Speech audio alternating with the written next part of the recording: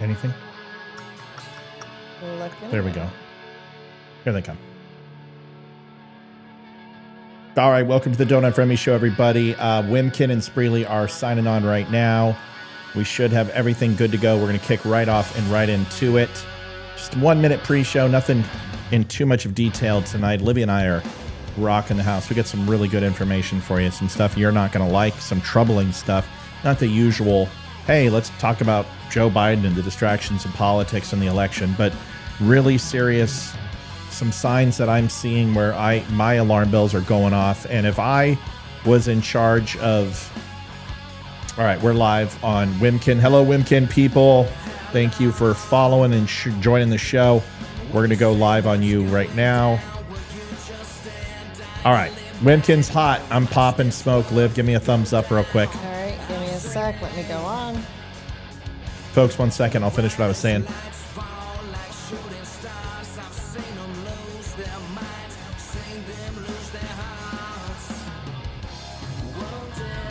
We should be good, hun. Yes. Good on Wimkin? Thumbs up? Yes, we are. All right, out. All right, we are set. We got 2 viewers on there. Listen, we got 10 seconds, folks. Some real troubling stuff. I'm not an alarmist. I don't do that crap. But if I was in charge of the National Emergency Notification Center, I'd put a high alert on the United States as an attack is imminent. We'll be right back.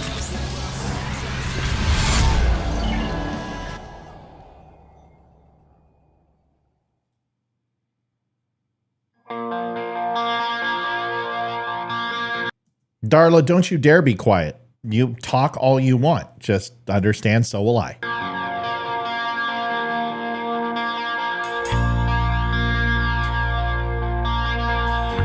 Folks, it's been a rough, first of all, living patriots. There's no B in dumb, it's DUM. When we say dumb, that means they're dumb, and that's not what we're doing. So, drop the B. Second, folks, we understand donations are tight right now, and a lot of people are struggling. That's fine, no problem. But you could at least like the show. That's what you can do to give back. Share it, like it, make sure you comment on it. Those things do help. Whatever platform you're on, it doesn't matter. Even our new Wimkin followers, folks, you got to like. I was talking to Jason today, and he's like, my people just don't like the stuff on our pages.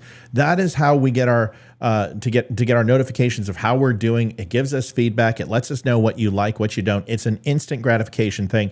Make sure you like. If you can't give and help the show, that's how you can help out. Thanks so much. Here we go.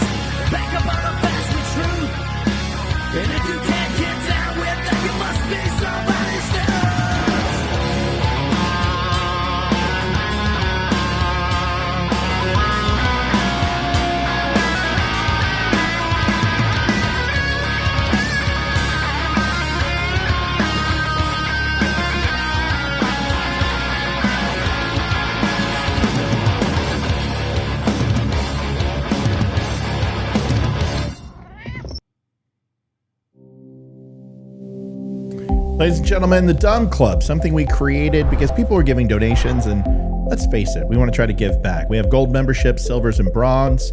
You've seen these clubs all over. The difference is we actually participate. We meet monthly with our viewers. We go ahead and give you discounts. We have a quarterly gift box. We have exclusive content, ad-free. There's more and more and more. Birthday wishes, whatever you can imagine is there at prices that make sense for everybody. And it gives back to the DUM Nation, which is important. TheDUMShow.com or TheDUMClub.com. Take a look.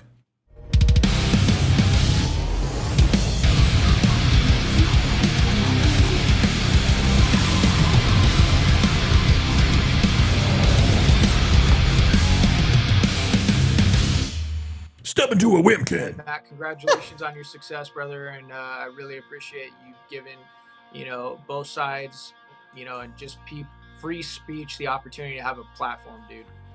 Got it. You got it. Thanks for everything you've done for this country, Eli. We'll talk next time. Tell Jen hello, and I'll have this ready in a couple of hours, and you can share it and take a look. I thank you, man. Thanks, brother. All right. Bye-bye. Adjusting transmitter output. This is the Don't Unfriend Me Show with your hosts, Matt, Leroy, Amy, Olivia, and Mike. Geopolitics, military analysis, and election coverage. Coming to you live on the Spreely.tv network and all major social media channels at The DUM Show. Honest, direct, unfiltered. We can agree, we can disagree.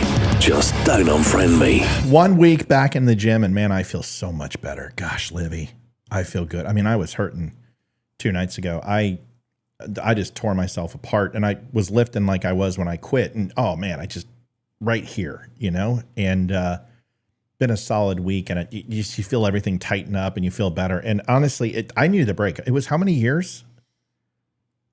7, 5, 6? What was it? See. Every day, pretty much 5 days a week. Since 2013, we started like March of 2013. Yeah, and like I worked out during Christmas, I worked out during Thanksgiving, vacations. It didn't matter. And then about a year ago, I slowly started to I got burned out. And I was sick and tired of working out, and I was like, all right, I'm gonna take a month off. And then I didn't see any muscle loss, and I'm like, oh, okay, well, I'm gonna take another month off. And I'm like, oh, I don't see any muscle loss. I'm going to do it again and again. And maybe I just do what I normally do, and I'm cool with where I'm at right now. And then I started getting a little bit in the middle and started poofing in the cheeks. So it took me a week to fix that shit. And you'll be amazed. Like in a month, I won't even look. It'll be ridiculous. Like I'll drop 20 pounds of water weight and just burn a shit ton. But man, I feel so much better. Like it feels so much better just getting in that gym and working out and standing at the desk. So anyway, it feels amazing. So, yeah, the intro said Mike, because I paid some English guy, but I can't take that out. So it's just Mike. People call me Mike all the time, and it's amazing. There's hey, Mike. And I'm like, Mike. Nobody calls her, Olivois or Leroy, Larry, or Amy, big tittied, bouncy milfy. So she hears that, I'm in trouble. She'll probably like, no, that's me. People do it all the time. Welcome to the Don't Unfriend Me Show. Liv, what the hell is this? What are people tuning into who've never been here before? And I guarantee there's a few. Well, we are political, I guess, not talk show hosts, but podcast, videocast, whatever you call us. I don't know what to call it. It's Holy podcast, crap. Do you even know what we do here? Yes, do you even don't unfriend me? Current events, politics, geopolitical situations, military, pretty much everything that you see in the news versus having the news media approved spin and stamp. Still Point came in the house. They had to be recognized. And they go, what up, Mike? I gotta love them.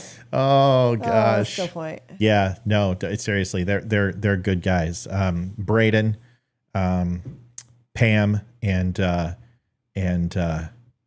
oh God, what's the other guy's name? Nicolina.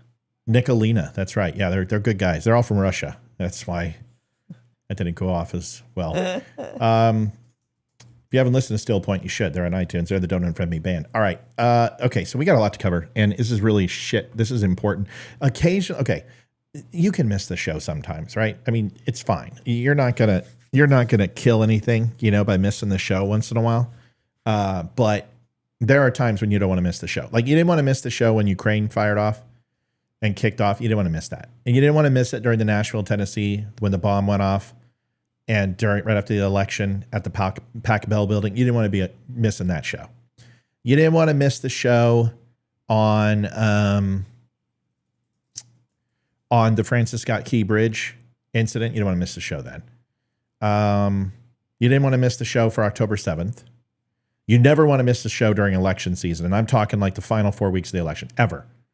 And then if you find yourself sitting in front of the news waiting, you don't want to miss that show. This is one of those shows that you're not going to see it on the news. And it's hilarious because my buddy, who can't be named, because I don't want to do that to him. He gets stuff almost as fast as I do. I had about an hour before he did, and then the major news broke it. And I broke a story that you guys probably didn't even hear about, and we're going to talk about it. And I don't know if I want to. Hey, Christine, why do I have such a problem with that? Christine, you're welcome for your documents of freedom. I'm glad you got it. It's awesome. So we're going to dive into this, and this is one of the shows you don't want to miss, because there's going to be information here that I think is crucial for your safety and your situational awareness. Operational security is extremely important to me in my house. When I go out, I make sure that I'm always prepared and I'm aware. And now it's even firing off on other cylinders. I don't want to bag the show, and I don't want to bury the lead. So I will get to that. I just want to mention a couple things like we always do right before the show starts. Number one, I want to shout out to Wimkin. If you have not been on Wimkin, go over to Wimkin. All my Facebook and I are not, we're going to part soon. And I'm still going to have my 200,000, but I'm not going to spend as much time on Facebook. And I'm probably just going to move most of it to Wimkin. Not the show. The show will always be on Facebook as long as they'll allow me to. But I know what's coming, and we're going to get throttled and censored. So if you have not been to Wimkin, Liv, how do they get to Wimkin? Please help them out. It is www.wimkin.com. Spell it, please. WIMKIN. .com. Go over to Wimkin, social media, free speech, right, absolutely 100% free speech. They have everything that Facebook does. Like-minded conservatives, very cool platform. Go over there. Second thing, Spreely.tv. If you want to watch us on Roku, you want to watch us on Fire Stick, you want to watch us on Apple TV, you can do that now without having to go to Facebook. Until Facebook stops throttling us and stops. I mean, with 200,000 people, we are one of the top 2% podcasts on Facebook. And our traffic is ridiculous. I mean, it's nice, but it's nothing what it should be. I mean, we can go on Rumble and I'll get 3,000 views. I'll go over to Wimkin and we had 10,000 views. On Facebook, even after a 24-hour soak, we'll have like 3,000 views. It's ridiculous. So with 200,000 people, there should be 1,000 people on here. So it's not that the show is shit. It's just that people go, I didn't know you were on. And unless they visited us, they drop off. So Facebook is getting to be a little annoying. So if you haven't been to Wimkin, go to Wimkin. Second, there's two things that are happening, and I can't go into specifics.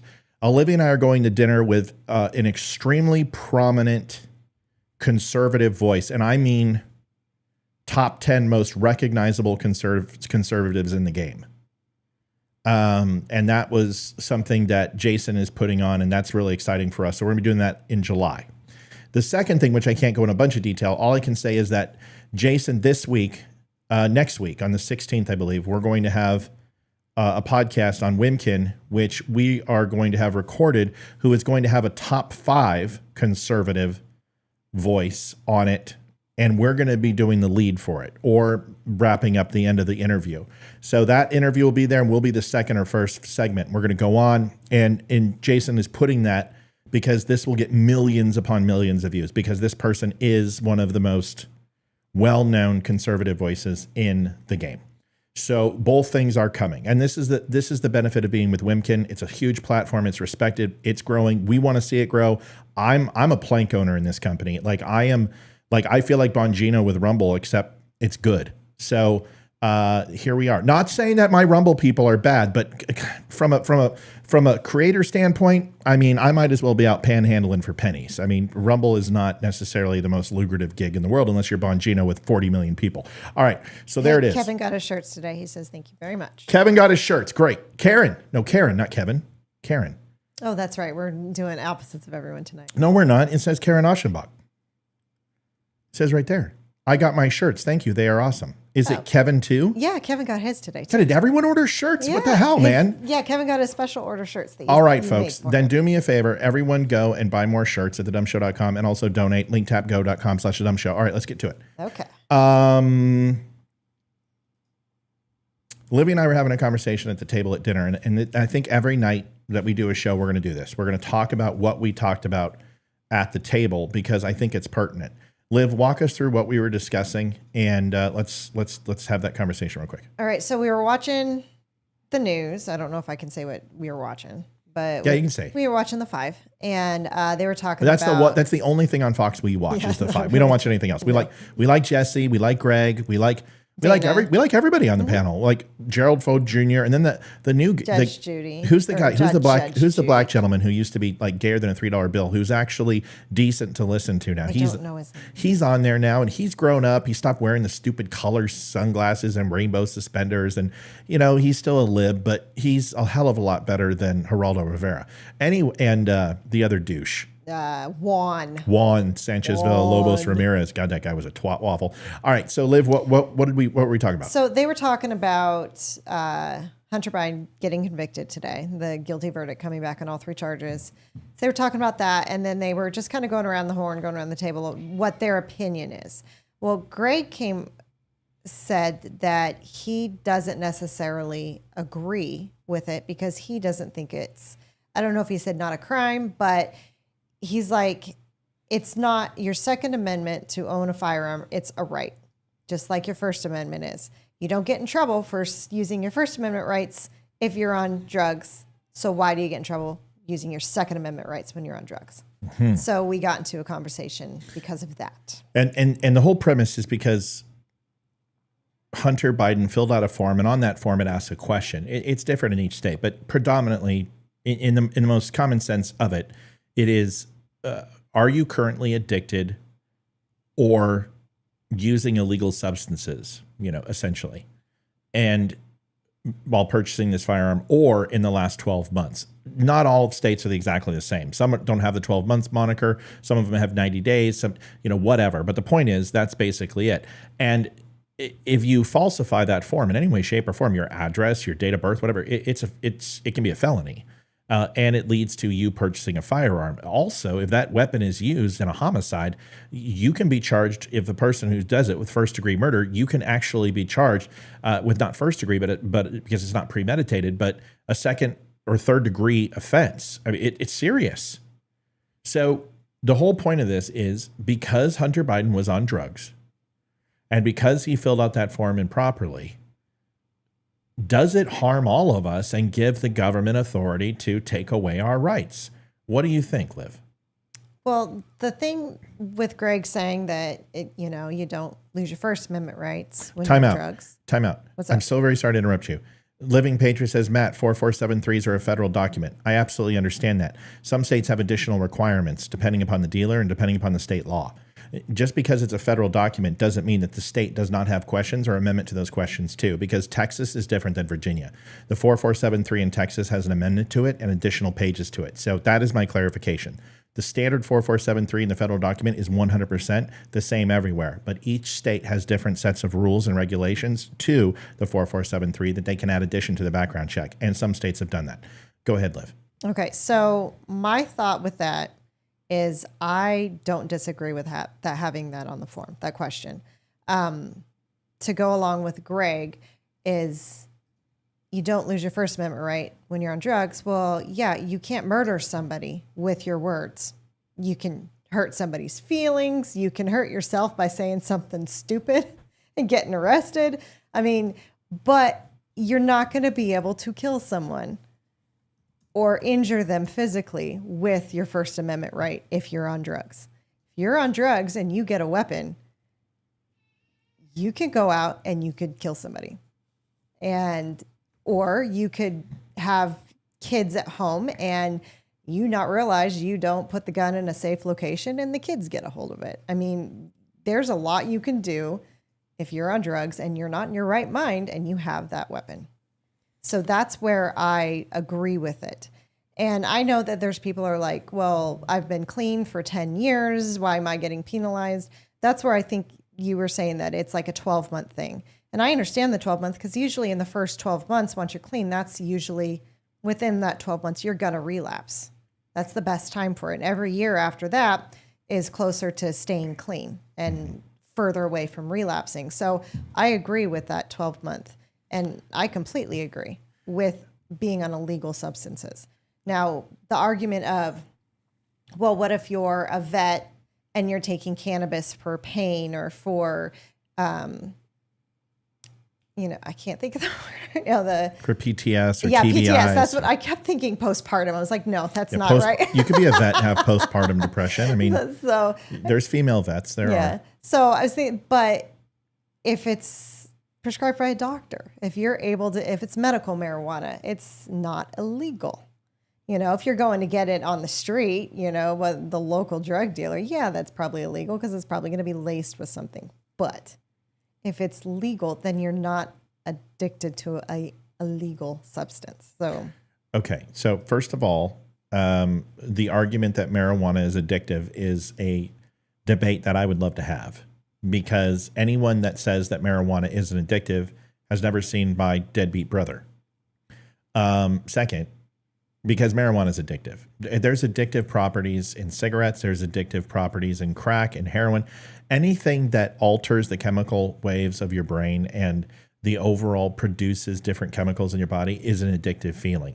And maybe the addictive properties may not be chemical, but like an SSRI ultimately interrupts and alters the way your brain produces thoughts and neurons.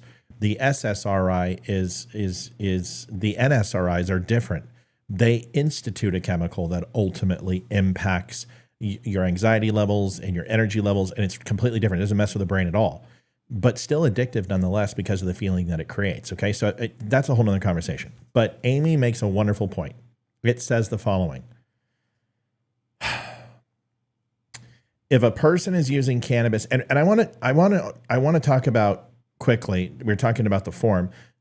Background investigations and the transfer and sale of firearms are two different things.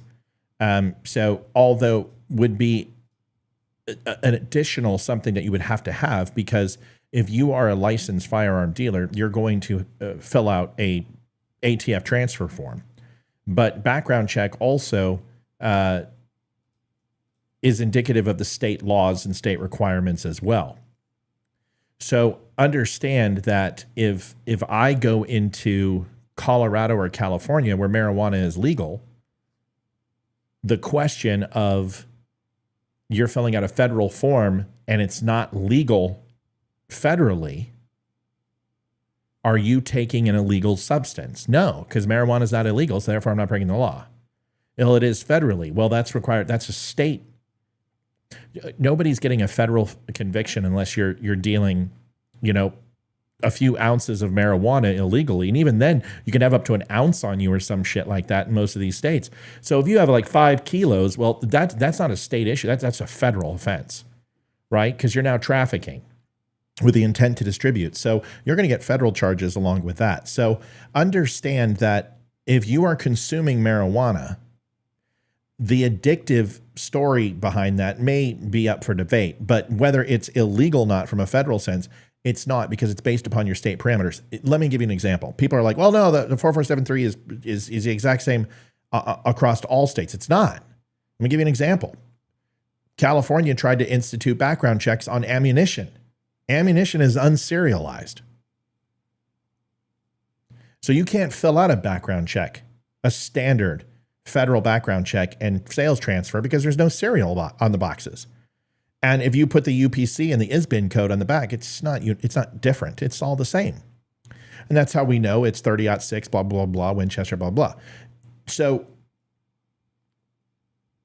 California has made a change and amended the document to fulfill its needs. And then they went ahead and got rid of that law because it was unconstitutional. But the point is they prepared for it, and we're beginning to do that in certain cities. So understand that federally, yes, but there are still state laws and requirements when purchasing a firearm. I hope that makes sense. Mel had a question. I don't know if you're on. Yeah, Mel's question. Go ahead. Can the same principles apply to the purchase of a vehicle, and should a similar form be used? Yeah, well, here's the thing. If you don't have a valid driver's license, can you buy a car? No, you cannot. No. So what if you have DUIs? Do you have a valid driver's license? No. So it's a conditional outcome, right? It's not that you have to buy or you have to have a valid driver's license and be free of all crime. to buy a car. It's the fact that you will not have a driver's license because you have a DUI, so therefore you can't purchase a vehicle. Very different things. You have to sell vehicles to a licensed owner, and that's even private sales of vehicles. One of the requirements when you want to hand over and sign the pink slip over to somebody is it asks for the person's driver's license to complete the sale. If you don't have that in some states, I don't know about all states, but the states that I've been from, if you don't have that, you can't actually do the sales transfer. If you want to transfer ownership, some people say you don't go through withdrawals if you don't have marijuana. It's a mental addiction, not a physical. That doesn't matter. Addiction is addiction. So Rhonda, that's a moot point. I just said that. I made the example with SSRIs versus NSRIs. NSRIs is more of a mental addiction to the feeling, and an SSRI will actually give you a physical addiction. Marijuana, most assuredly, you may not have withdrawals, but a lot of people will have secondary cause and effects like overeating, weight gain, supplement replacement with alcohol or something else to achieve that feeling. So to say that there's absolutely no side effects to stopping marijuana from a withdrawal standpoint is absolutely incorrect. It's not true at all. I agree if you're on a legal drug and not prescribed. So let's get back to us unless we have any other questions, honey. Not yet. Okay. That I've seen. So the whole thing that my argument is that, so people are like, well, it's going to be used against us. Well, there are laws right now when it comes to speech. You can say whatever you want. There's no repercussions from saying the thing. You can walk into a fire or a theater and say fire or bomb or whatever you want on an airplane. The repercussions come after you say it.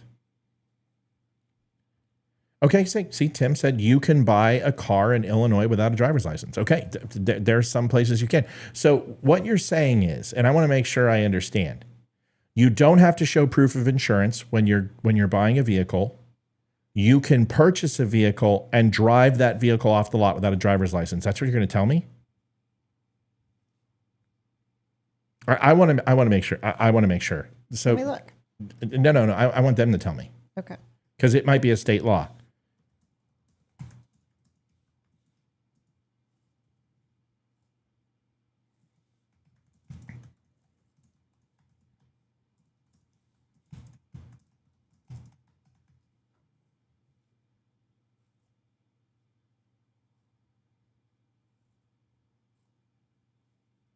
See, that's my point. Okay, so you guys only told me that's exactly. I'm absolutely correct. So you can buy the car, you just can't drive it. So that was the whole conversation. That's like saying you can buy a gun, you just can't take it with you. Well, then you don't have a gun. You can't drive the car. It's, well, I could have someone else drive. Okay, so now we're talking about mitigating circumstances. My point is you have to have a driver's license to buy a car and drive it legally off the lot. That is, if you go test drive, you have to have a driver's license. So my point is, you know what I'm saying. You have to have a driver's license to take possession of that vehicle and drive it off the lot. Now, if you want to deliver it to your house, and if it's a 16-year-old's birthday present, but you don't have a license, it's completely different. You can buy that car.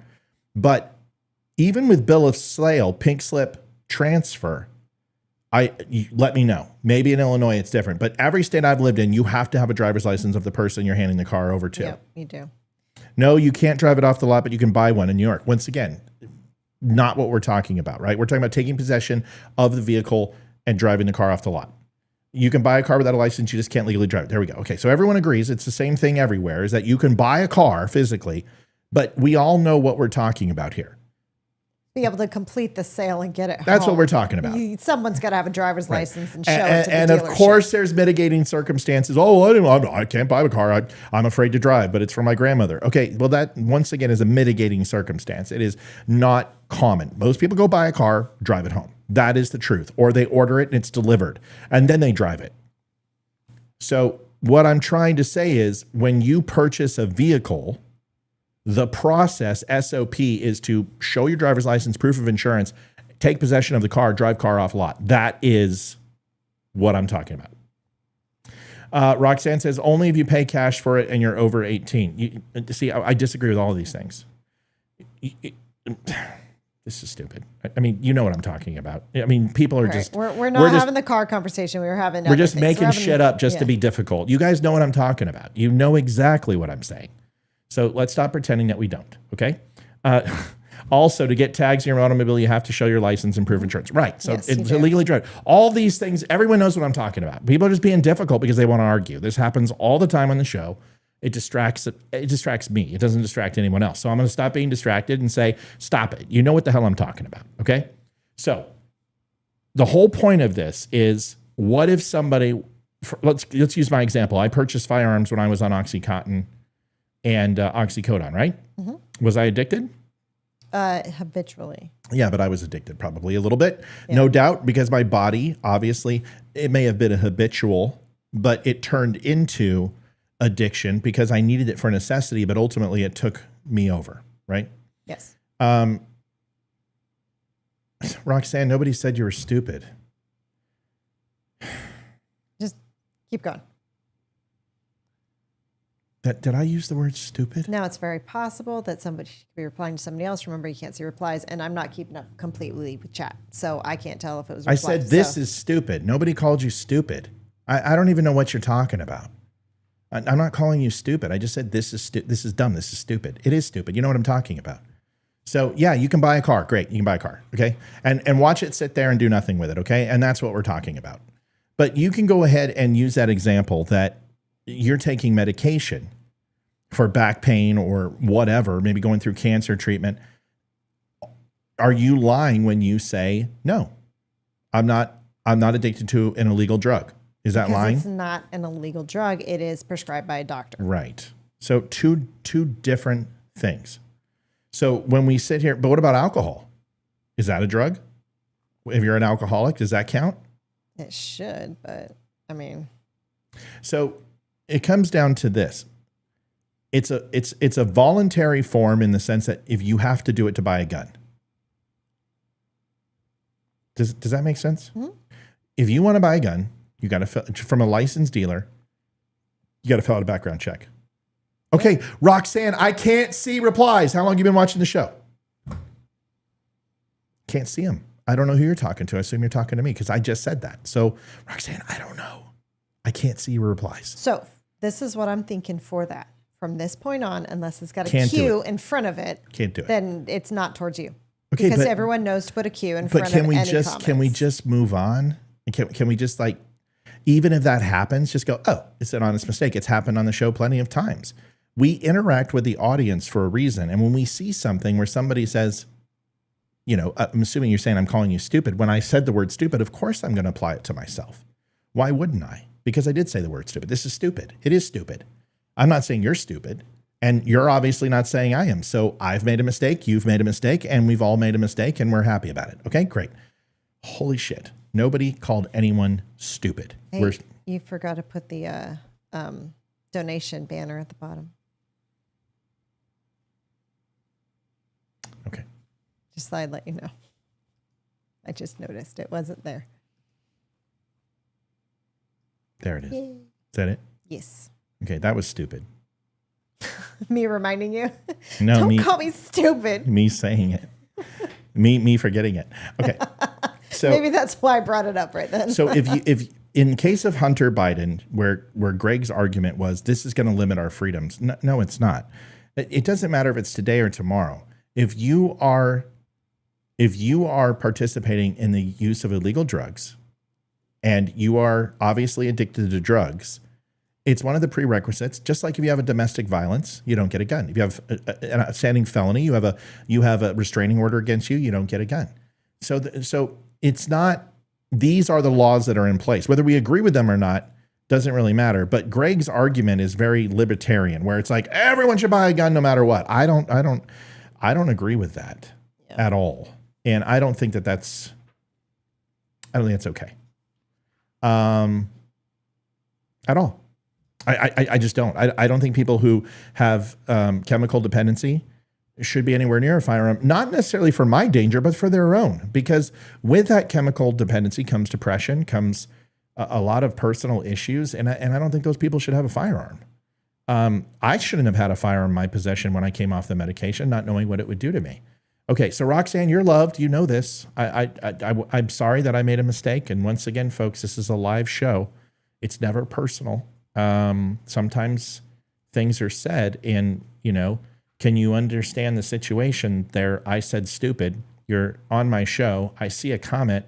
Of course, I'm assuming it's going to be coming to me. But I think it's really important for people to understand this. I can't see what you see. And I'm going to show this to you just so you understand. This is what I see on the show. And that's all I see. I see a bunch of comments. So I can't see replies. And the reason why is the API does not allow that to take place, where the hierarchy of replies I can't see. So if you find that maybe I'm seeing that, go, oh, hey, Matt, I wasn't talking to you. Or throw a Q in front of it, like Olivia said. It'll help the situation, okay? Our Constitution says shall not be infringed. I know it's an open statement, so who knows? No, listen. It shall not be infringed. That's right. But a society has to have rules and have to have laws, right? And if a right is ultimately taking another right away from a person, we would agree no matter what that right, it's no longer an individual right because it's harming someone else's rights. Let me give you an example, okay? We don't agree with abortion. Why? Liv, why don't we agree with abortion? Because it's murdering a child. Yes, and what does every child have what does every child get immediately? That every child should have the right to life. Mm-hmm. So we don't agree with abortion because it's antithetical to the right to life, liberty, and the pursuit of happiness, right? Yes. Okay. Besides the moral argument, it's wrong from a natural state of things, a human state of things, from a God and theological standpoint, and it's antithetical to just natural reproduction and what we're designed to do, right? Yes. If God wanted us to have a termination button, he would have attached one to our abdomen. We don't have one. So here's the thing. So abortion, you can say, well, I have a right to abortion. No, you don't have a right to destroy and kill and murder. That's not a right. So if you're using a gun and you're going to go and shoot a bunch of people, should you have a right to a gun? Or do we sit there and say, shall not be infringed? That's the rub. Now, people are like, that's premeditated. So what you're saying is that person has to kill 100 people before we decide that person shouldn't have a gun. That doesn't make much sense. Kind of like the Minority Report, though. Right. But what you're saying is if someone is showing signs and behaviors, what are those signs and behaviors? Well, we've established it. They're violations of federal law and state law. And if you have violated those things, or you qualify in some sort of psychiatric therapy that's been related to depression or homicidal tendencies or whatever, you can have your rights suspended or taken away. Now, do I agree with that? Well, sure. And the reason why is because if you're going to sit here and tell me that all rights are unequivocal, then we should have nobody in jail. If we can't we're taking their rights away. Do you believe that throwing someone in jail is indicative of life, liberty, and pursuit of happiness? It violates liberty, and I'm pretty sure it violates happiness. But we've all got accustomed because we have to have laws. We tried it without it, and we saw what happened. It was called the Wild West. So we have to have some laws that limit or revoke rights. We agree with it on the First Amendment. You can't sit there and libel and slander. You can't go ahead and threaten to kill somebody. You can't. There's a lot of things you can't do. Well, you can, but then there's repercussions, right? Yep. And the same thing holds true for every amendment, is that you are allowed a fair and safe and speedy trial, but you can't expect it to go 1 hour. Your definition of speedy is 1 hour. It's unrealistic. So there's other, when you look at the reserve power of the states, that would be like, oh, well, the states, I don't want to pay taxes. And you say, well, wait a second, we have an agreement that no, I'm not going to do it. I'm not going to allow people from Arkansas through my border. I'm going to put up a checkpoint. Well, wait a second, you can't do that. It's against federal law. It doesn't matter, I'm going to do it anyway. So just because something says it in the Constitution, this is where the federal and the state laws and the state constitution ultimately have to make that decision on what's best for them. Otherwise, abortion should be, Joe Biden can just say, hey, abortion's legal in all 50 states. Well, he can't do that because there's the reserve power of the states. So the states get to decide. This is the argument. So libertarians pretty much are like, everything in the Constitution shall never be challenged. And I'm like, I don't agree with that. And I don't think any sane person agrees with that. What do you think? Liv. You're going to have to read the question. I'm sorry. I was reading chat. I'm sorry. I've got 6 windows up and I'm monitoring. Ignore them. We're on the show. Ignore them. Just ignore the windows. Honestly, it's probably better for the show anyway, so we don't get distracted. The question is, I can't repeat the question. Just forget it. What do you guys think? Should we limit rights based upon what we decide is lawful and unlawful or not? And if we shouldn't limit the Second Amendment and the First Amendment and the Fifth and the Fourth, and we should just allow all fettered access to do whatever you want, well, then why do we have any laws to begin with? Because essentially, that's what we're saying. So Greg's point of that stopping Hunter Biden from getting a firearm because he's addicted to crack cocaine is against his constitutional rights. At that point, he's in violation of the law, purportedly, right? He hasn't been found guilty, but by his own admission, he's lying on a form. So therefore, you can either lie on forms or you can't. Either it's against the law or it's not. Which one is it? I think a form like that, if you lie on it, it should be against the law because you're getting something that can hurt somebody. I mean, they have you fill out the form for a reason. You know, if the form didn't matter, they would just say, oh, here's your gun. And that's it. There would be nothing to fill out. So okay, so Thomas Austin is saying that there should be no prisons, that nobody should be sued for libel and slander, that pedophilia is cool, it's fine. You get caught for fucking a kid, you get a warning. What else? I don't understand that. So Thomas's comment is no. Now he might be talking to me, but this comment, whoever it's to, whether it's a reply or not, I vehemently disagree with. No, once you give the government ability to limit rights, you have no rights. Okay. So we shouldn't pay taxes. And if you don't pay taxes, you should not go to prison. This sounds like what liberals want, basically to commit crime with no repercussion. So help me understand. He lied on his application to get that gun. He would have needed a doctor to sign off even though he had an addiction problem. Great point. I think it depends on what part of the Constitution people want to amend. So it's kind of like people who are weekend religious who, only worry about the Bible on the weekends and kind of sin for the rest of the week. I'm just going to pick the parts that I like and go ahead and move on from the rest. I don't think that's the way it works, right? If your doctor diagnoses you, it makes it illegal for a gun to be in your home. The police can then remove them. Jessica, good point. Doesn't it say on the form that it's against to, Deborah, finish your thought in a second. Not what I said. That's exactly what you said, Thomas. Hold on. Let's see. Let's look at what you said. No. Once you give the government the ability to limit rights, you have no rights. Please clarify what that means then. Because is it just towards the Second Amendment you're saying that, or is that with everything? He said you have the right to free speech. Once limited, you don't have that right. So you can libel and slander. You can shout bomb on an airplane.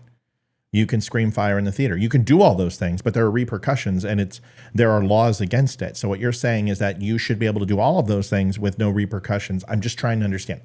I really don't understand what you're saying. So help me get it.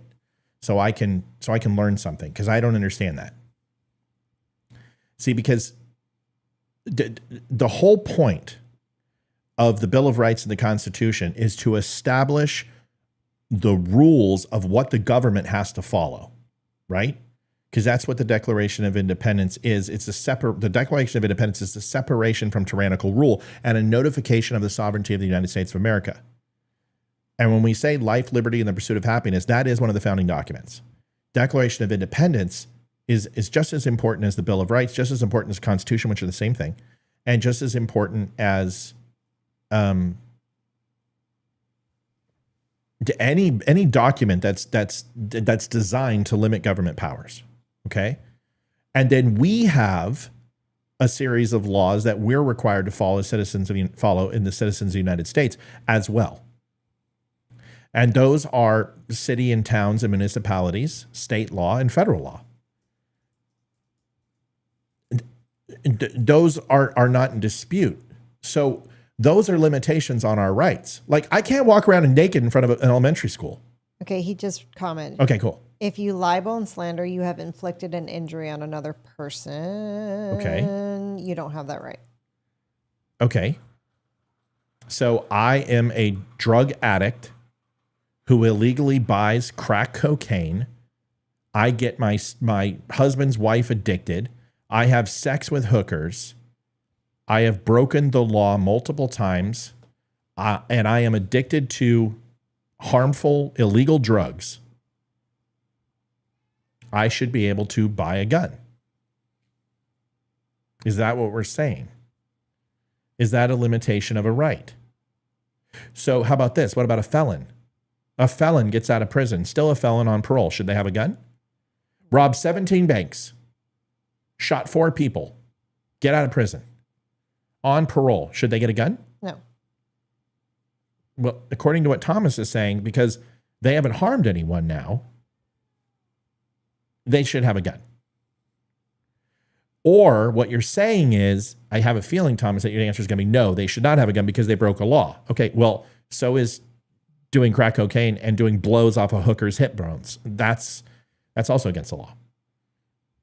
So my point is that although he is not guilty of that, it is a voluntary question, because if it is used in a crime or used in the distribution of drugs, there are severe penalties while in possession of a firearm with drugs, and in some cases can get you life in prison, depending upon your previous record and the amount of drugs you're bringing.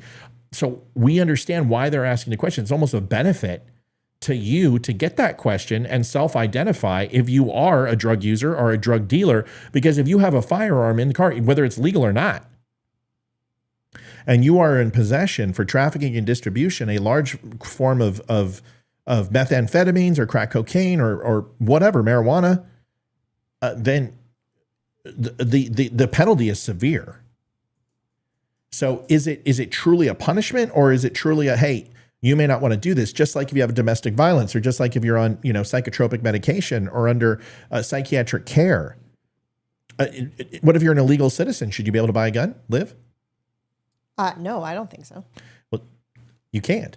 So, but the moment that an illegal steps on this ground, they have an absolute unequivocal right to life, liberty, and the pursuit of happiness. You know that. The moment they set on U.S. soil or an embassy or a sovereignty, an extension of the United States government, even a Pacific Island or Guam or whatever it would be, they are protected under the natural rights of life, liberty, and the pursuit of happiness. So supersede their life and protect their happiness. Shouldn't they be able to buy a gun? No, because we limit it. So the question is, are we okay with some limitations, or are we okay with none? And if we're okay with none, then we have to throw out all limitations, including laws against the Constitution, because it limits our freedom and it limits our rights. This is the argument. Go ahead. I thought to get the rights, you had to be a legal. Life, liberty, and the pursuit of happiness is anyone. That's why we allow asylum seekers. The moment they step foot on this land, just like if somebody comes in here and they're pregnant and they have the baby here, that is a U.S. citizen. The moment somebody steps on U.S. soil, they have sovereignty laws. That's a good argument, right? I didn't say they had the Bill of Rights. I didn't say they have the constitutional rights. But if they commit a crime in the United States and they're an American, and a naturalized American, those laws apply to them. But they're still applied to our laws, whether they're here legally or not. But they do have the right to life, liberty, and the pursuit of happiness, even if they're standing on the soil and they're not an American citizen. That is 100% unequivocal for every person who steps foot on our soil. This is why you don't see political assassinations in the United States on foreign leaders. That's probably one of the only reasons. That's why a political leader has never been assassinated outside of our own president on U.S. soil. This is why the U.S. is the last bastion of hope, because you have your Second Amendment. We are limited in the UK. That's absolutely correct. I agree with you. This is such a good conversation. I really appreciate it. I do. Once their rights are restored, they should be allowed to. But see, that's if my grandmother had balls, she'd be my grandfather. It's not what I said. I said to you, if a felon walks out of prison who had a triple homicide, who's released on good behavior, should they be able to own a firearm if they are a felon? Okay. That's my question. It's not once their time is served. No. That's not what I said. They should be able to vote too. The point is that do you agree that they should no longer have the right to have a firearm? Yes, because it's a law, right? It's illegal. Okay. So is doing crack cocaine and sleeping with prostitutes. It's illegal. And it is a self-declarative statement for a reason. And if you lie on that form, just like if you lie on a banknote, just like if you falsify a will or you falsify electorate votes, you're going to prison. So there has to be norms in society that show us the guide laws and give us the bumpers on the road to make sure that we don't gutterball, right? So that's all it is. These are guides to help us and guidelines to help us ensure that we are in complete alignment with the laws. So Thomas, I know what you're saying. Like, I'm not stupid. I know what you're saying.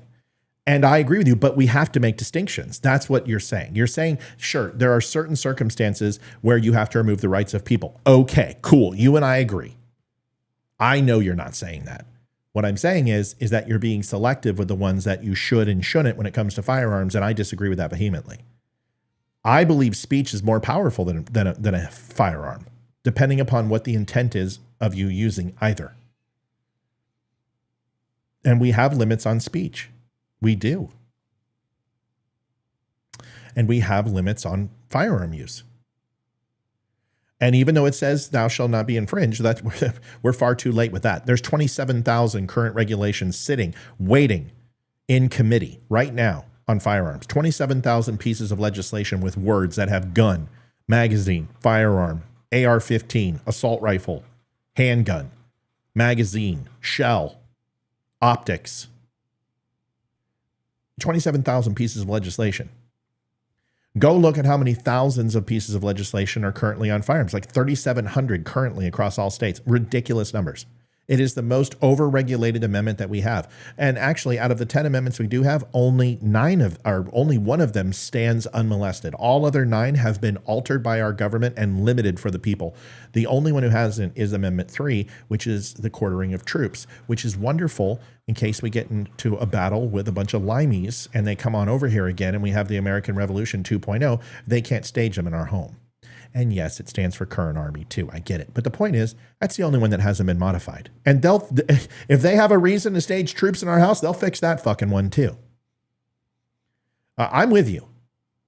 I believe the Second Amendment they should get rid of 99% of the laws and restrictions on firearms. I happen to agree with background checks. I do.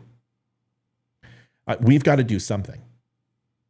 Because I'm not worried, because the illegal guns are going to do the crime that they're going to do. We know this. There's no stopping that unless we want to go down and literally have Watts and Crenshaw over again in Los Angeles.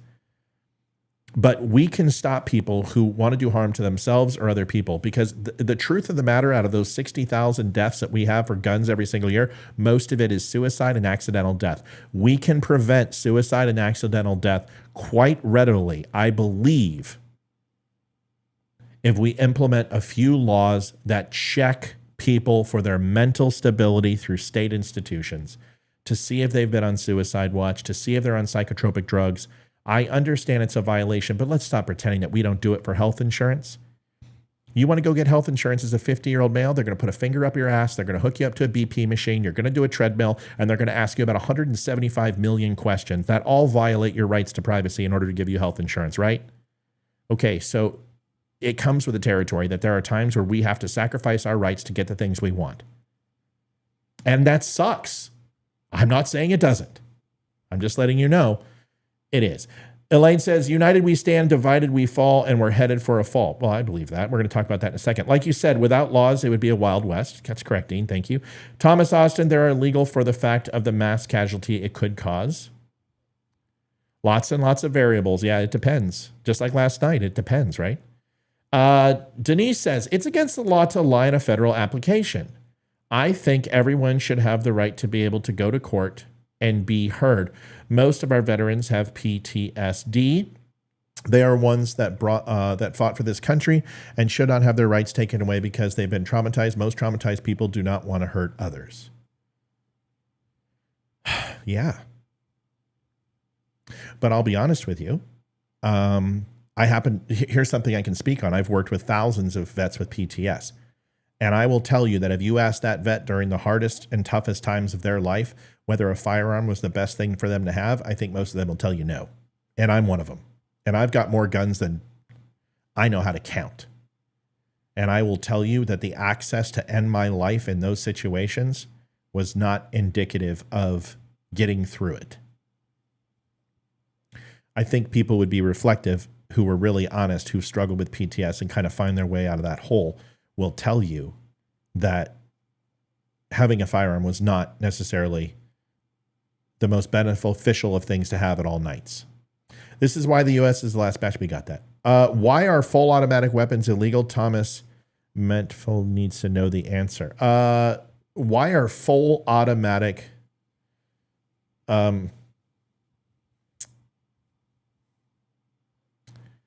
The Brady bill has a lot to do with it. The ATF has a lot to do with it. And fear of mass casualty events have a lot to do with it. But also, there are several events throughout U.S. history where full automatic weapons were used, and it essentially left the people who would stop those people impotent. Take a look at the four who, Heat style, went ahead and robbed the banks in Los Angeles with fully automatics and went banging in the middle of Los Angeles with a police department. And look what happened there. Full Kevlar, full mask, full body armor, fully automatic weapons. What damage they were able to cause against all those police officers. I mean, it was heat.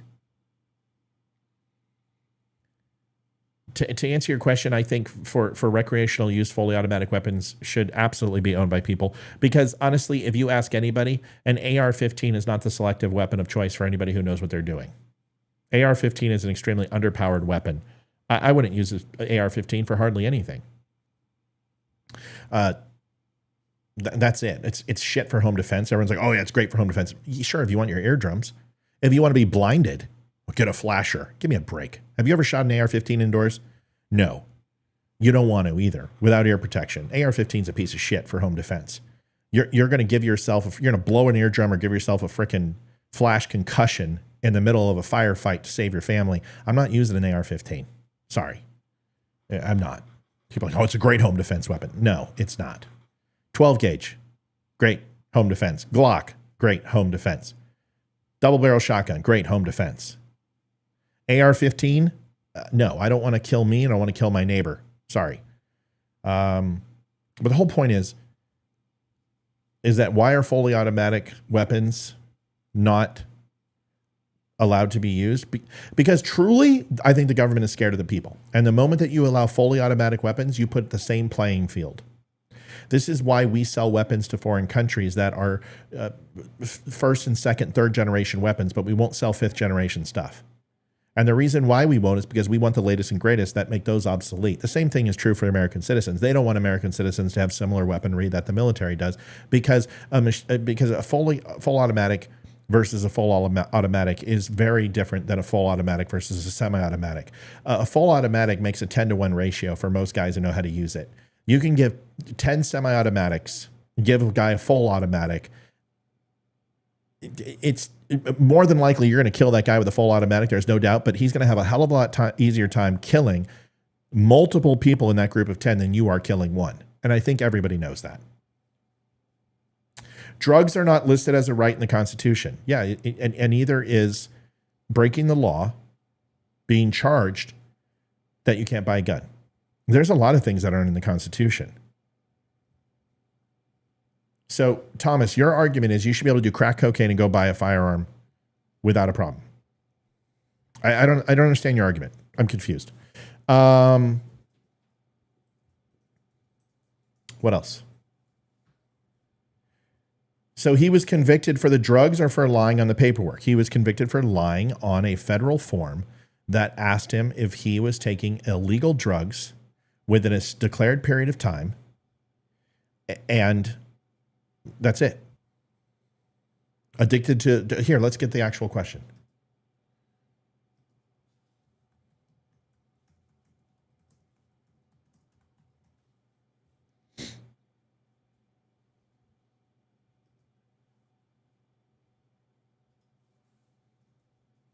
Cleveland, the employee at the gun store who sold Hunter Biden the firearm in question also testified, saying he watched from about 2 feet away as Hunter Biden filled out the form that asked applicants whether they were active drug users.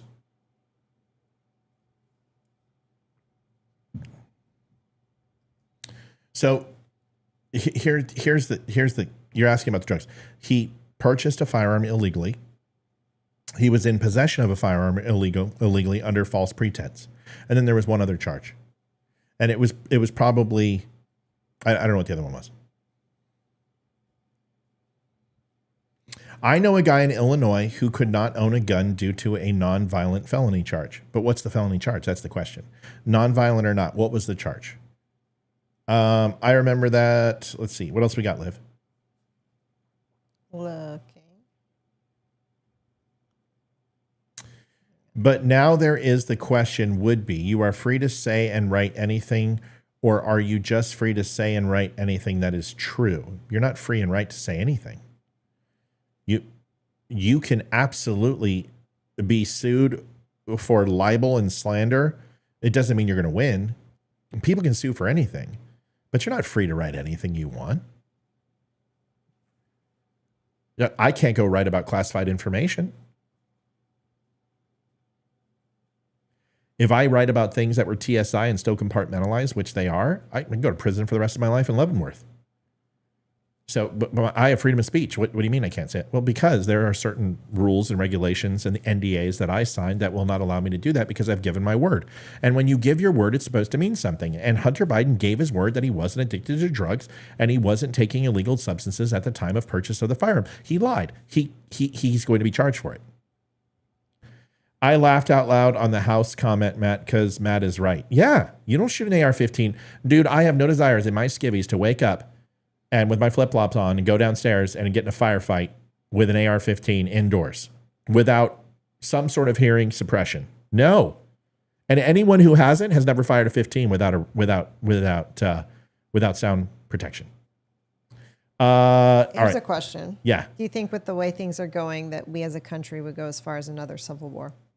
Okay, that's a question I want to hold on to because I want to get to the big part of the show. Okay. He won't serve a day. Of course he won't serve a day. He's not going to have any prison time. He'll be on probation. He'll get probation.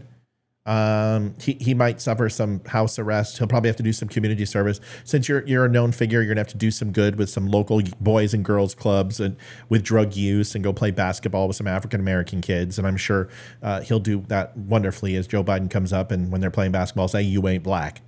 But he's not going to prison. No. Do I think Biden will pardon him? No. Biden said he wasn't going to. And if he goes back on his word, then matter. he's going to lose a lot He of goes people. back on his word with everything. But no, I don't think, because I don't think there's going to be anything to worry about. Because honestly, nobody cares. Except for the people who want to see Hunter Biden pay because Donald Trump paid. This is stupid. This is as dumb as the paperwork charges for Donald Trump. This is a technicality. This is, in my opinion, I'm not saying he shouldn't be charged. I'm not saying that he didn't break that he didn't break the law. He did. I'm not saying he shouldn't be held accountable. I'm saying that we are worried about this, and this is dumb. Hunter Biden's not running for president. I don't care. I want my taxes low. I want my food costs to go down. I want energy independence. I want to stop sending boys and girls, friends of ours, and loved ones, and sisters and brothers, and moms and dads over to die overseas. I want to stop sending $150 billion to Ukraine. I want to stop spending $150 billion on the border. I want to bring some integrity back to the White House. I want to start holding these fucking Senate and congressional people accountable for their political action committees and their special interest groups and taking dark money in order to sell America out. I don't give a shit about Hunter Biden. I've said it a million times. I'll say it again. I just don't care. That guy has got millions of reasons not to care about me because he is loaded as a shithouse rat is crazy. And his family have stolen and bled America dry. And will they ever be held accountable? No. So this, no. A paperwork charge? I don't know. I don't care about it for Donald Trump. I don't care about it for Hunter Biden. I'm not voting for Hunter Biden. I'm not voting for Joe Biden. I'm voting for Donald Trump. And nothing's going to stop me from doing it. Okay? Good. Anything else, baby? Nope. Okay. Let's see. Will this conviction affect his ability to travel to other countries? Certain countries have certain felonies. Absolutely. Yeah, there's absolutely countries that won't allow him to fly. Sure. Same thing for Donald Trump until he's overturned. Okay, good. We're done. All right, so let's get into this. That was fun. Gosh. Is Roxanne still on, or is she pissed? I'm not sure. Okay. Roxanne, if you're on, will you say so? Because I don't want you mad at me. I don't want anyone mad at me. Because I'm not mad at anybody. Do you want to do a quick commercial for donations, since I'm horrible at it? Folks, donations. Let's see. It's a slow week. It is a slow week. It's a slow week. But gotta love the people that always try and help out. Kevin, thank you for the $10.80. I will get that put in. Donations, linktapgo.com/the DUM Show. You have the ability to continue to fund this wonderful show, and we ask for donations to do that. You have the power. You can actually go on and tip directly to the show, and it will be shown on the show. Or you can go in through PayPal and do that as well. 100% secure, and you can help us out. We were demonetized by Facebook when it came to Rights Manager. We lost about 90% of our revenue. Now we base it off your help, a few ads. And if you have the ability and you've taken care of your family, you've taken care of birthdays and all those necessary type things, please do me a favor and take care of us if you can. That's all we ask. Tip history, let me throw it in there. This will be from Kevin. Appreciate you, Kevin, as always. You always help us out, and it means a great Yes, it does. deal. We appreciate it. Let's go ahead and get into this.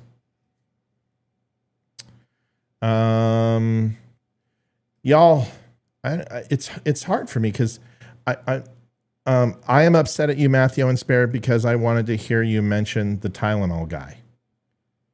Well, Tylenol guy, I mean, what do you want me to talk about? I mean, I remember the Tylenol guy. Are we talking about the guy who went ahead and poisoned the children's Tylenol and all that type of stuff? Or is there something specific with a commercial about the Tylenol guy? Because I don't know. Or are we talking about Airplane, where he's like, it's a big white plane with a red stripe, and it looks like a big Tylenol. Is that what we're talking about? Roxanne's still here. Good. I like Roxanne. I don't want her to think that I was mad at her. Where is she? Yes, good. Damn it. People. Okay, so here we go. The link. It's right there. linktapgo.com/the DUM Show. All you got to do is click that. He didn't have any weapons, but he hurt many. Right. Well, listen, just because one causation isn't practically applied doesn't mean the other doesn't exist. Right? Just because we can sit here and say, well, knives cause as much damage, or hammers cause as much damage, or vehicles, killers will find a way to kill. Of course they will. That's not what we're talking about. Just like in France when the dude ran over everyone with a van. Just like Tokyo, 98 people stabbed in a Tokyo subway. Of course. But that doesn't mean we have to ignore just because causation isn't, I forgot the statement. It's a legal statement. Causation doesn't equal shit. Can't remember. It's in my brain. Sorry. Yeah. So I'm just saying. Yeah. Causation is. I'll remember it halfway through the show.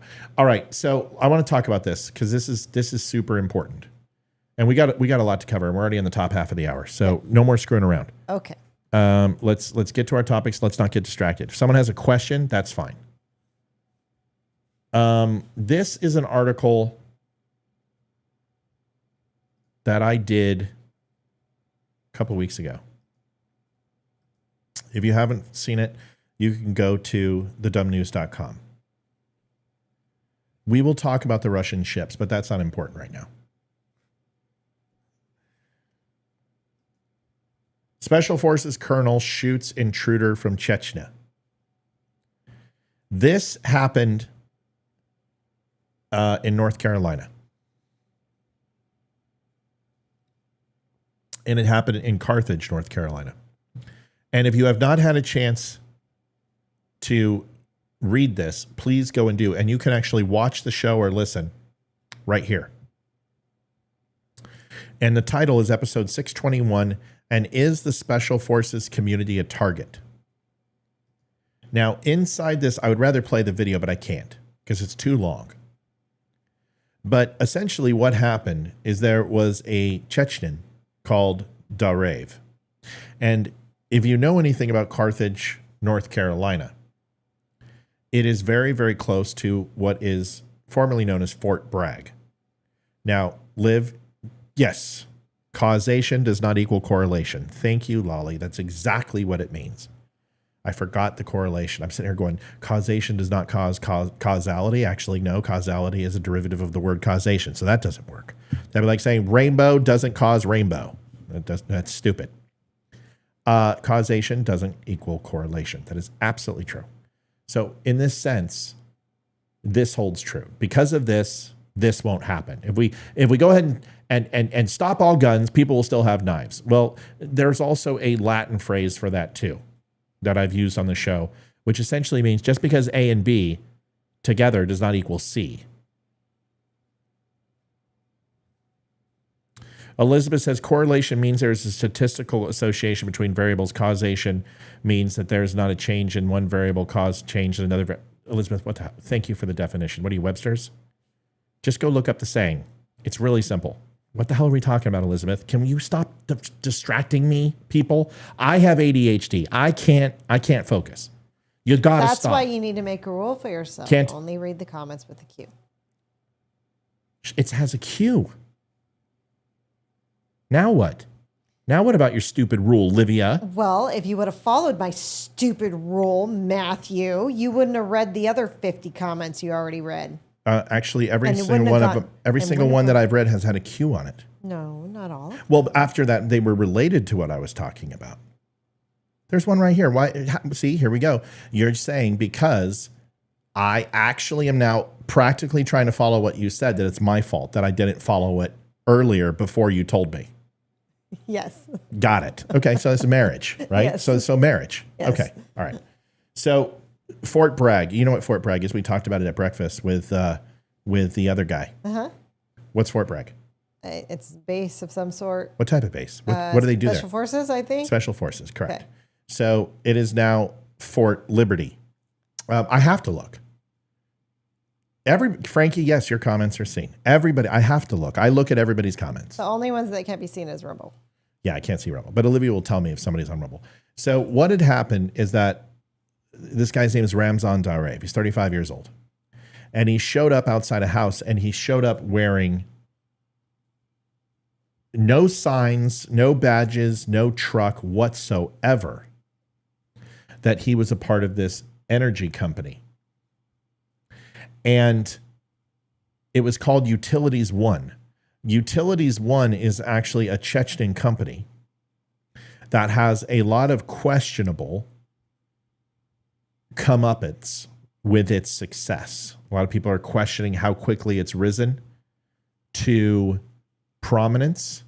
He had no identification, no equipment, no uniform, and the company is Chechen owned, but it's grown super fast, not necessarily illegally, but with a not understanding of where the funds have come from and why it is so successful.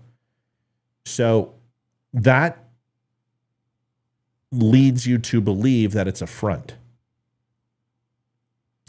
Now, this guy showed up in front of this colonel's house, and he is a Special Forces colonel. And when I say Special Forces, I would say carefully Black Ops.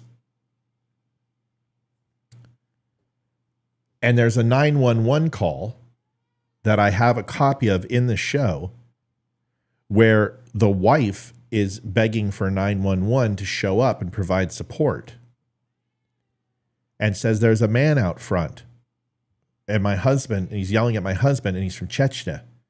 And he's very angry, and he's taking photographs of our kids in our house and like surveillance photos. Very strange.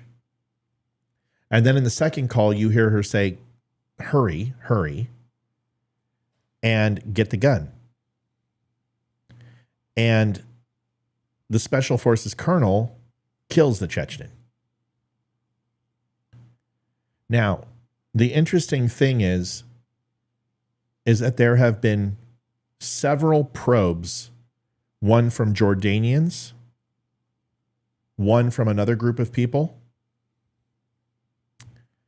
that I will not mention because it hasn't been disclosed yet. And Quantico, Virginia, it's home of the Marine Corps and FBI Training Center. 2 illegal immigrants were arrested attempting to force their way onto the base. It raised red flags because they felt it was surveillance or recon. This also happened in Langley, Virginia, and I can't go into details on that one as what country and who, because that has not been released yet, but it is openly known that Langley, there was an attempt to infiltrate Langley, Virginia. And honey, what's in Langley? You've heard me talk about it. Langley, that's CIA? That is the CIA, yes. And there has been suspicious activity across military bases across the country where people have probed fences, electronic countermeasures, things to that effect to almost test the operational security of high-profile, high-value target installations in the United States. Coupled with this, that FBI Director Wray no longer says that right-wing MAGA extremists are the number one threat in the United States, even though that's still listed on the FBI website, but that it is illegal foreign nationals, predominantly jihadists, who are the largest threat to the United States. Respectively, coming from the northern and southern border. Now, I want to be clear. I know more about this than I can tell you because I just know I know more about this than I can tell you. And I can't go into details.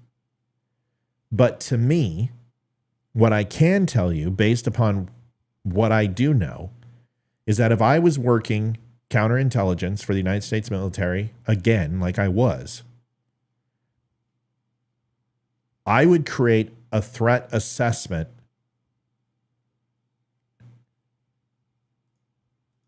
I'm trying to put this the best way I can. I would submit a threat assessment to recommend a heightened level of readiness for American warfighter, special forces, military, alphabet agencies, clandestine operations, direct command installations. And not only would I jump it from, let's just say if it's level 5 through 1, which it isn't, or it's orange, blue, and red and green. Let's just say that the threat assessment is Alpha, Bravo, Charlie, Delta, Echo. Echo being best, Alpha being worst. If it was an Echo, which is all things are green, and Alpha, holy shit, grab the women, grab the children, dogs and cats, mass hysteria, that's Alpha. I would immediately jump to Echo and move it to Charlie or Bravo based upon the trends that I'm seeing in country right now, in the United States, based upon these events hitting Quantico, Langley, military installations. And I'm not talking 3 or 4. You had China float a balloon over the United States over some of our most secret installations. You have probing spy planes on the border and on the precipice of encroaching upon international airspace. You have an increase of bear foxtrots from Russia pushing on Alaskan territory and northern Canada. You have Cuba, which is living patriot. I am not going to disclose anything that's not hypothetical at this point. for my ass alone. If you want to say things like that, open on channel, then that's your choice. I'm not doing it. So I'm not even going to address that. This isn't the first time we have people in chat who say things maybe that they shouldn't. Okay? Not that this is all a secret.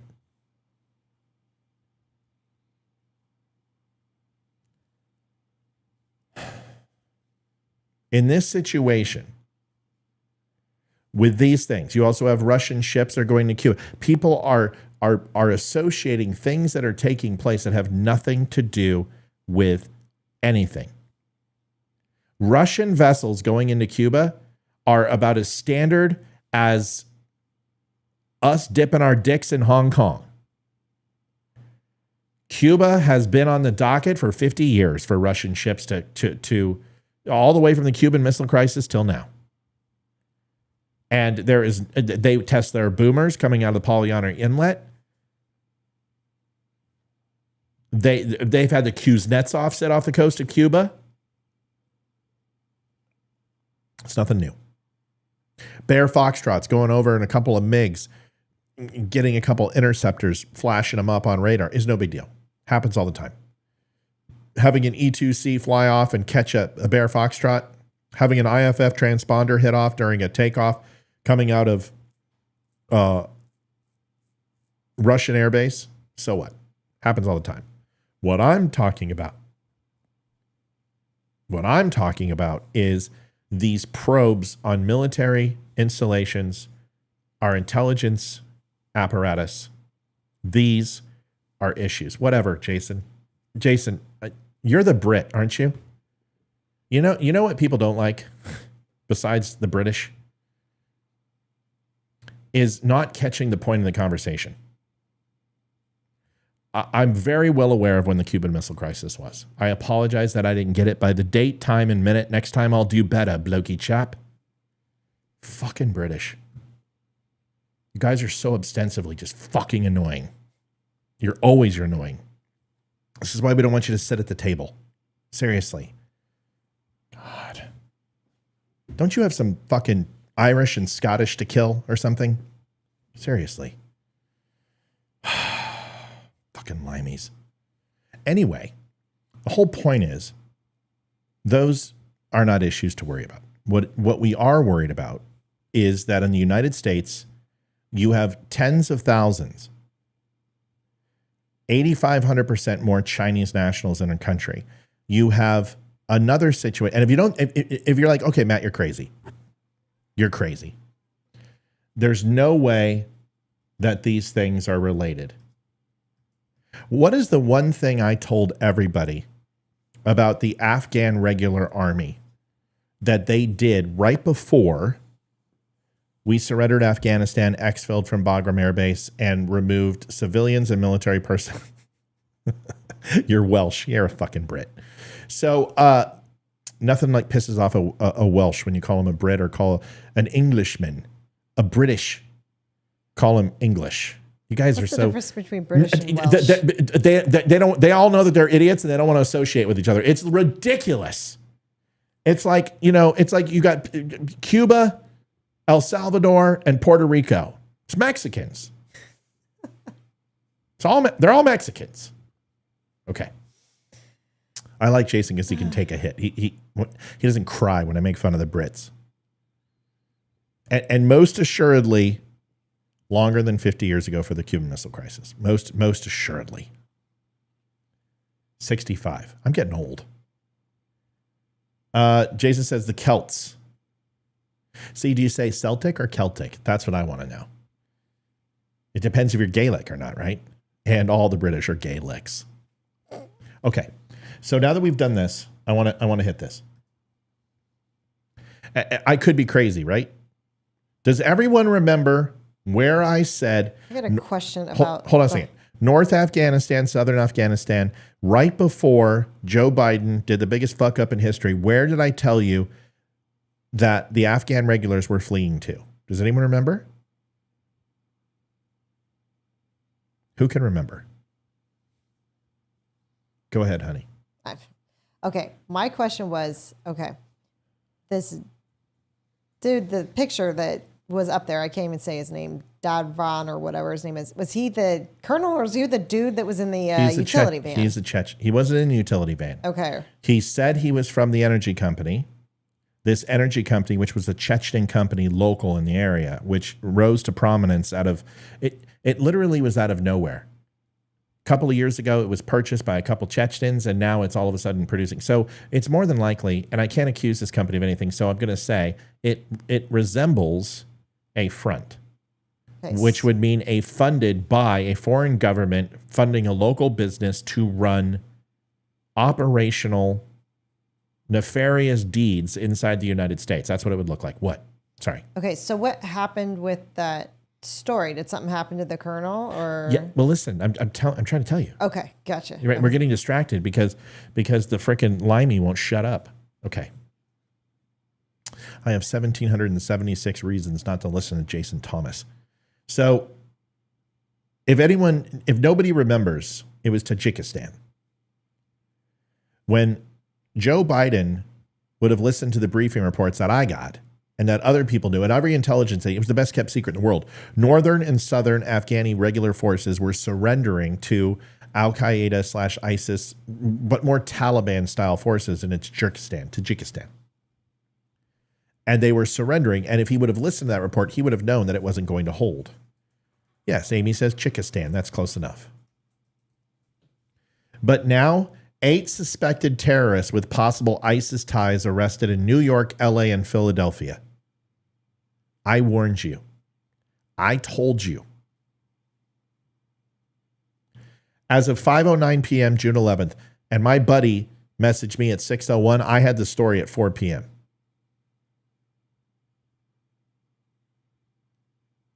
Eight men from Tajikistan with potential ties to ISIS out of Central Asia were arrested over the weekend in New York, Philadelphia, and Los Angeles. 3 people familiar with the matter told. The suspects had been on the FBI Joint Terrorism Task Force radar and were arrested by personnel with U.S. Immigration, Customs Enforcement, better known as ICE. All 8 men crossed through the southern border into the United States, and their criminal background checks came back clean at the time they crossed the border, according to 2 officials within the matter. Okay. Okay, what does that immediately tell you? Did you hear anything in that statement that sounded really weird? That their criminal background checks came back clean when they crossed the southern border, which means they're probably using fake IDs. Correct. And with fake IDs to have... No, you're... Okay. Who are the 2 people on the planet you're not going to fool with a fake ID? I would... You just tell me, just roll it up. This is where you just roll it off. 2 people or 2 institutions? A profession, whatever.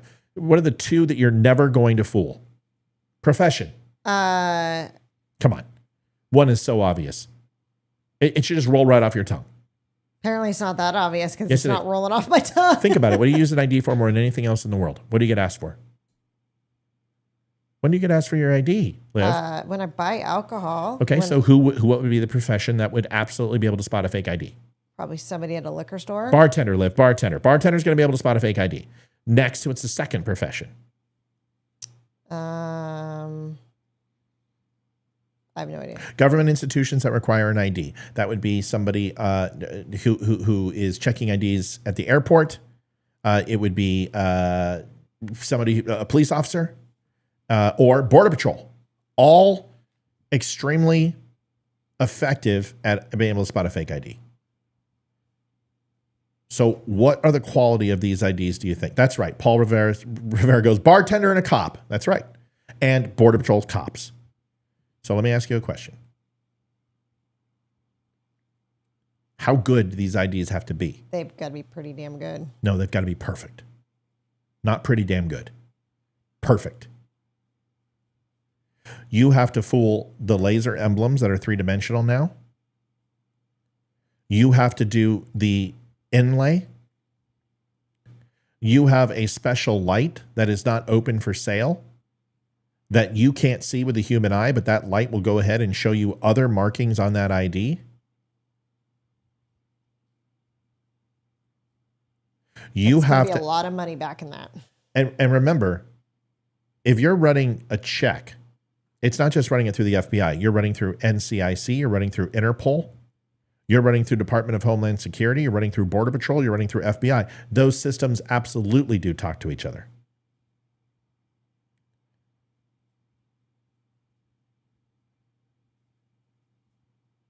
Who said I'm cranky?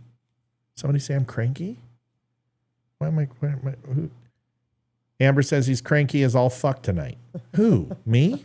I think so. Fuck you, Amber. How about that? What do you mean I'm cranky? I'm not cranky. It's been a busy week. I've had some really stupid people on the site today. No. Nobody take fucking offense, but I had to get rid of people. Yeah, like today. Some real farking idiots on the show. And you should be super happy because I've got the next 2 days off. Oh, I know. Sex galore. Tina says, Amber, that's different than any other night. How? Okay, you know what? Listen here, pig. So, not from looks, but from your police status. Son of a bitch. I can't do anything right tonight. Okay, here we go. You're married. You can't do anything right ever. That's true. That's a good point. Yeah. Birth certificate is all you need, whether legit or not. The point is on the border, it's a little bit, you have foreign nationals coming in who went through a background process. And they passed. So that shows you one of two things. One is that the IDs were absolutely exceptional, or that our security forces are absolutely inept. Do you understand? Does that make sense, folks? And both are just as bad.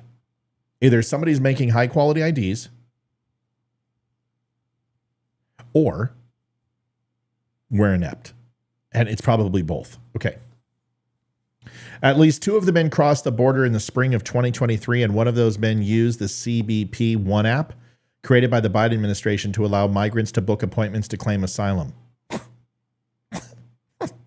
I can't make this up. The FBI's Joint Terrorism Task Force, you see what I'm saying? You've got multiple agencies involved. Has been aware of the potential terror threat originating in Central Europe and began monitoring these men as part of their investigation. Senior U.S. official says FBI was monitoring the group for several months and kept close tabs on their activities, which means they let them in the country. Listen to what I'm saying. If you keep close tabs on people, you let them in. So now the fake ID theory is moot. It doesn't matter if they were perfect or crap. They let them in. That's scary. That's correct. So now you have a situation where you have the FBI allowing terrorists into the United States. For what reason, Liv? Why would you do that? I have no clue. Come on. Think. Use your head. Okay, Ethan's eating a cracker. One single solitary cracker. Okay. You know there's no crackers in the house. How the hell did he get a cracker? Are you immediately going to go grab him and take the cracker and throw it away? Or are you going to ask questions? I know what you would do. Ask questions. No, you wouldn't. You would take the cracker and throw it away and not think about it. But Dad would come up and go, where the hell did this cracker come from? So what I would do is I would go ahead and leave and just go up to Ethan and say, Ethan, you can have any cracker you want that you find, and walk away. And then I would go watch him grab the crackers and find the source of the cracker. Fair? Fair. Great. Honey, why would they let him in? So they can find the source and find what exactly they're trying to play. To find out what cell they belong to, what the hierarchy of the cell looks like, who they're reporting to, how big this unit is. But here's the thing. That means what? Have they found the source then? No.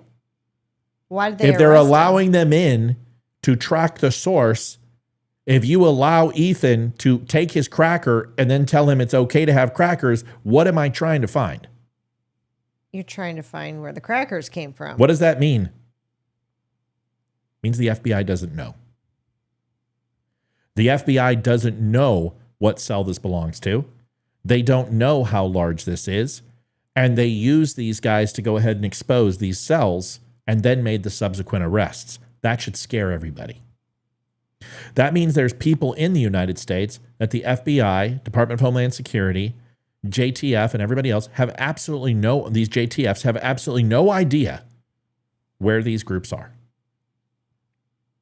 And now, in order to get some hard intelligence from the human intelligence standpoint, you're allowing these people to come in under controlled observation to divulge, by no fault of their own other than that they are fools, to find out where these cells are at. That should bother people. That means there's active terrorist cells in the United States that the FBI has absolutely no idea about. Is everyone with me? Yes. Is there anybody who wants to challenge my thought process of this? Does anyone want to go, Matt? There's no way. No, that's not true. Can anyone tell me that I'm batshit crazy? No. Well, hold on. We're waiting for other people to say that. Okay. Kyrie says the feds always let people do things so they can build cases off them. So let me make sure I understand what you're saying. Because in all your experience with the FBI, fuck. You're telling me that the FBI is knowingly breaking U.S. law on U.S. soil. The one agency who is allowed to actively perform operations on the United States are allowed to break the law, publicly disclose that, in order to collect intel.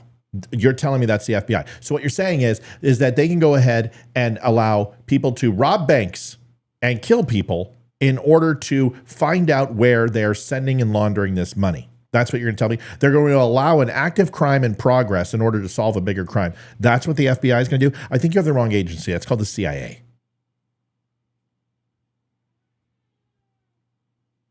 For you to sit here and say that the FBI is allowing terrorist cells with ill intent openly into the United States in order to catch other ones, and that's not illegal or does not break federal and about 150 federal and local state laws, then you're missing the other side of the picture. That is just as detrimental as not knowing where they are. Over the last few days, we're not done. While they have not been charged with a terror connection or plot yet, the FBI alerted ICE they should be arrested because of potential ties to ISIS, and they were arrested on immigration charges, two sources say. They are currently detained and facing removal proceedings on immigration judge and could later face terrorism-related charges. Over the last few days, ICE agents arrested several non-citizens pursuant to immigration authorities. These actions were carried out in close coordination with the FBI Joint Terrorism Task Force. The individuals arrested are detained in ICE custody pending removal proceedings. Two people familiar with the matter say the same intelligence that led to the surveillance and arrest of these 8 men led to the arrest in April of Uzbekman in Baltimore with an alleged ISIS connection. Now you've got 3 separate incidents, 3, where you have the FBI knowingly, not a good fake ID, going to the border. Hello, I'm here for asylum. Come on in. These guys are on terrorist watch lists. We've got them tagged. We've got them under surveillance. We're going to let them in, and we're going to have them lead us to other cells that we don't know about. So them being arrested, either they're not getting anywhere with them or they found something else. I mean, why would they arrest them now if they've been here for a year? Well, that's the point, is that here's the ever-loving point. Over 3 different states, these men that came in, they found cells active in this state that they didn't know about. So it did do some good, hopefully. Until they don't and miss these guys, and these guys know what they're doing, and they go dark in the U.S., and they shake their surveillance, and they perform a terrorist act in the United States, and we knowingly let them in. I want everyone to take a second. And I want you to think about that. Haven't we already been through something like that? You want to know what that was called? What was that called? 9/11. It's called 9/11. We allowed people to come in with unfettered access, wantingly, with no idea of their intent, with no looking at their background, trusting right under our noses, and allowed them to attack the United States. Does it sound like our security apparatus is doing well? That our human intelligence, our electronic intelligence apparatus, which are supposed to get these, our interagency cooperation is actually working? When you have to allow illegals, known illegals, in across the border, you know these people because you saw them overseas. So this whole bullshit that their IDs weren't flagged, no, they were green-lit approved to come in. So they could be used essentially as informants without knowing, unwilling informants. And it just so happens that they got a win. Great. They got a win. What happens when they don't? How many do they not know about? So what you're seeing is in conjunction with the CIA, Quantico, Annapolis, multiple bases being probed and being checked. You have a very well-funded business establishments all over the United States. And you have people, specifically Chechen, people of Jordanian descent, in whatever Astan country coming over, who have also targeted a special warfare operator, black operation, special forces, colonel, and we're obviously targeting him in surveillance. Do we really believe that these things are not all related? This is so reminiscent of the N3rds, and you remember when that train came across and it had all the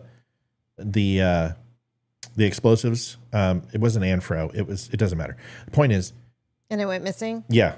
Yeah, And they said that it was was like a- one of my first shows. They said it was a leak, and I'm like, these things should be extremely alarming to every single citizen right now. Your government is running international spycraft in the United States. You are formulating sources. You are openly allowing threats into the United States to catch threats that you aren't aware of. This should scare the living shit out of every single person listening to this show. Yes. And anyone who says, "Oh, well, this is just the way things are done." No, it's not. Do you know the level of congressional approval you need to allow people to break crimes in the United States? Do you know that the FBI has done that? Do you know the red tape they had with the mafia and organized crime to put in plants to allow murders to happen that they knew were going to happen, to allow robbing banks, assassination lists, hit lists, embezzlement and crime that they allowed to happen? Do you understand the permission, the chain of command permissions that takes? This is why Kennedy wanted to splinter the CIA and the FBI and intelligence agencies, because of the grab ass that was happening on U.S. soil. With the amount of things that they did, it was not investigative work, but was lazy criminal work, which was allowing crime to take place in order to go ahead and prosecute people for that crime versus doing what they should do, which is preventing crime. The FBI is not designed to allow crime to take place. Their job is to prevent crime from taking place. And when crime does take place, they investigate in all extent of the law, using every resource they have to criminally hold every single person responsible culpable. That is the FBI's job. It's not CIA. This is annex and dark money type shit. This is overseas freaking black bag shit. You don't do this on U.S. soil, because what's going to happen is you're going to lose control of one of these cells, and they're going to blow shit up, and they're going to hurt Americans. And we're going to sit here and pretend that this isn't the responsibility of a failed administration who has had a very lax border, and the FBI has no idea how to weed these people out. This is concerning. Jason, I've been talking about, okay. You're right. Jason, why don't you have your own fucking show? Can I just ask you, does God, Queen and Country not allow you to have an opinion in Britain land? If you fucking know everything, then why don't you have your own show, dude? Were you SAS? What the fuck? Were you Royal Air Force? What did you do? What do you do? Are you a fucking vacuum cleaner sales guy or what? Do you just read a lot of Tom Clancy novels? What is it, Jason? Tell me all about it. Come on the fucking show. Dial +1, love. 804-212-2208. Call us. Just tell us everything that's going to happen. Why do you watch the show if you know everything? Gosh darn. Kevin had a good question. What's that? How much FBI resources were used to track American citizens instead of tracking terrorists? Well, that's the whole point. The FBI is allowed to run operations inside U.S. CIA isn't. And there's a lot of organizations that are not allowed to. O&I can't run operations in the United States. There's plenty of organizations. And what they usually do is attach themselves to FBI or local police. And that's the one way they get around it. But you have the FBI actively telling us that right-wingers are the biggest threat to the United States. Activists, ultra, alt-right. But the biggest threat that they're warning about isn't alt-right, isn't conservatives, Christian nationalists. It's jihadists. So if they're warning that jihad is here in the United States, and we know because it's in Europe, it's in the Middle Eastern countries, and it was bound to happen here, then if they're warning us about it, it's not because they know. Let me tell you, the best intelligence apparatuses are the ones you know nothing about. The most successful ops in Black Ops, Special Forces, in Intel, in any type of int collection, HUMINT, RADINT, ELINT, RADINT, or whatever. Image analysis, image intelligence, whatever it be,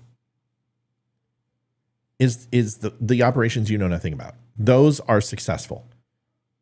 Just like you hear your team guys say, if we go in and we fire, we failed. If we shoot, we fail. You hear a lot of recon say that. The point is, if you go in and the American populace knows about it and you do something, that is not a success. So the FBI has openly unzipped their fly and they have said, hey, we are actively warning the United States that there is an imminent threat in the U.S. of a terrorist attack. And all these things are happening, and people don't think those are related.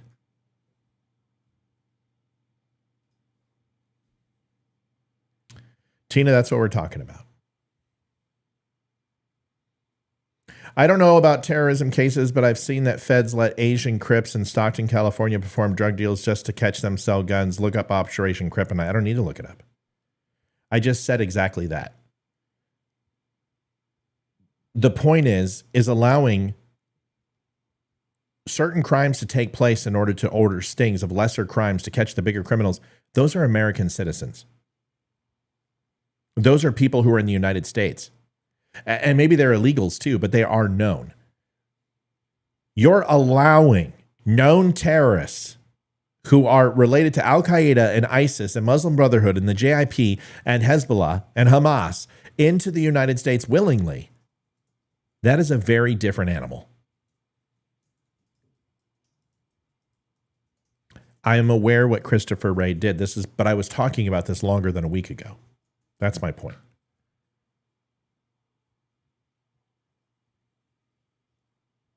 Carol says the USA is in terrible trouble under this incompetent president. I've never seen this country in such disarray.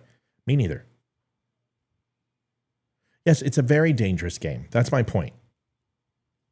It's not, a lot of people are like, oh, well, you know, they're being proactive. You're not listening. They're creating and allowing cells to come into the United. Okay, let me give you an example. Okay. Yeah. Are you willing to be bait to catch a rapist? No, I would prefer not to be. How would you like to be unwillingly? I'd rather be willingly. Too bad. Liv, wait, you would rather be willingly raped? I know. I'd rather be a willingly participant. I'm ready to go. Ready to go. Woohoo! So listen. What if they allow a rapist that they're absolutely sure of, international rapist, to come into the United States, to come into Virginia, and a brown-haired, brown-eyed, middle-aged woman with a great figure and sexy lips, and just so who has an affinity to rape Sandra Bullock lookalikes, and the FBI drops him right here in the middle of the neighborhood and allows him to get away to make you bait. Are you okay with that? No. That's what's happening. Now, who's okay with that in the United States? Just enter your profile. Enter your pick. And if it's Jason, it's a guy with reddish blonde hair and no teeth who smells like cabbage. Do you understand? So you are being used as bait. You are a willing you're an unwilling participant in a sting that could cost you and tens of thousands of Americans' lives. And you're okay with this? This isn't how it's done. This is CIA territory. This is done overseas all the time. This is not done in the United States. Well, it shouldn't be done in the United States. Let me just put it that way. Yeah, liquid fertilizer. Thank you. I'm finally getting caught up. We saw that Joe's mentor did the Fast and Furious gun running.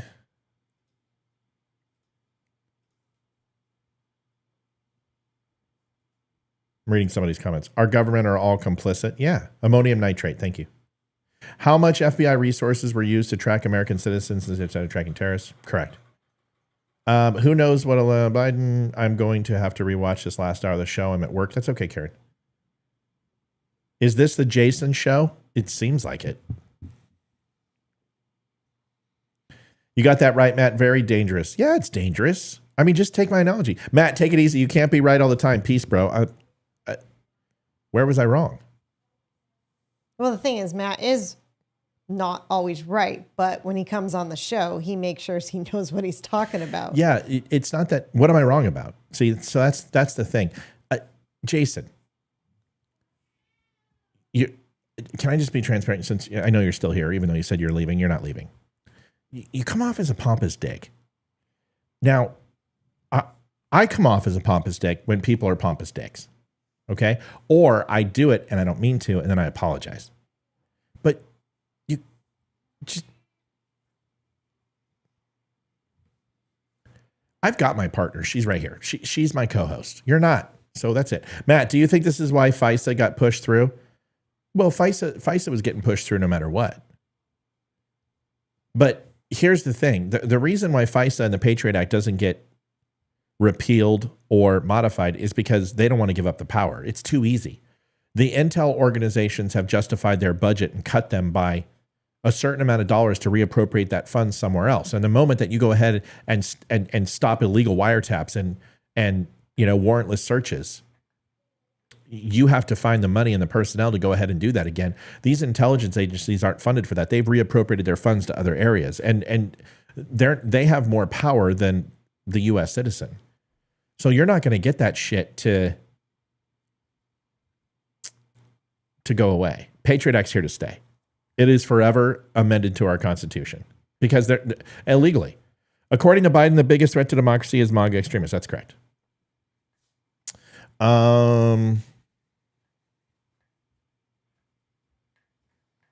Jessica says, of course they warned about a lot of things last election. Holy crap, that's huge. Which supposedly meant we voted in the career politicians rather than the businessmen who was actually making things better. You going to bed? Good night, bud. I love you. Good night. Yep. I forget the guy and what three-letter agency said, but he said exactly what you said, Matt. Well, anybody who's done anything regards to this would say the same thing.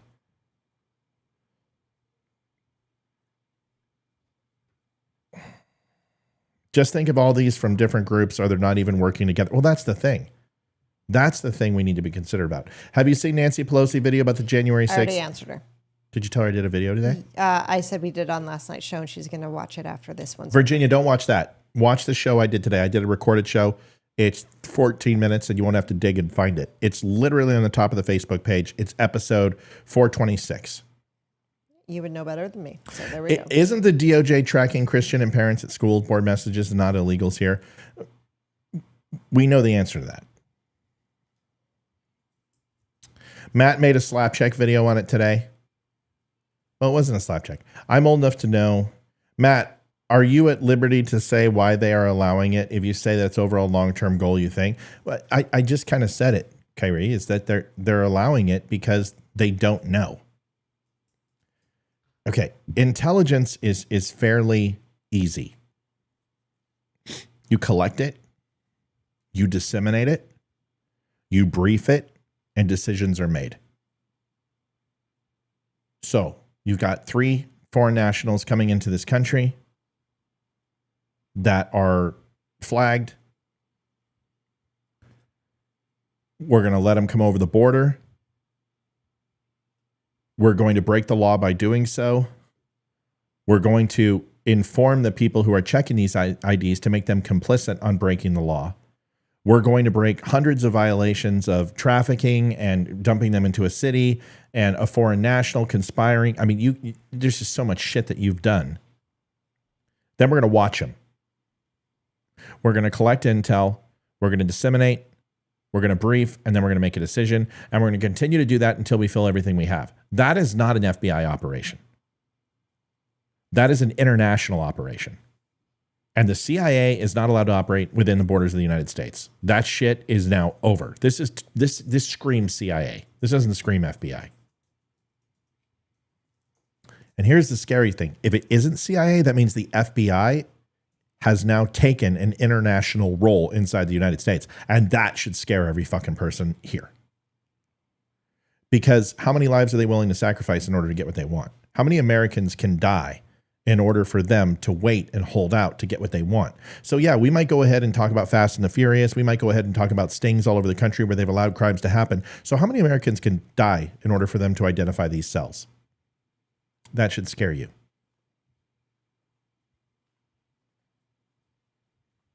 Do you understand what I'm saying? Yes. Yes, Matt, it's like the ATF and DOJ sting went wrong. But let's talk about Ruby Ridge. Talk about Waco. Talk about what happened up in, was it Montana, where the standoff on those acres of land? Government makes mistakes, man. Government makes mistakes. Funded entirely by viewers like you. Yes, you are. Oh, I better check the email. Hold on.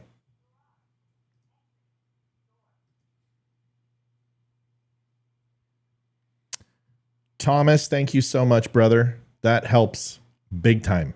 Susie also donated something. I saw that. I'm going to put that in there. Susie, you are a doll.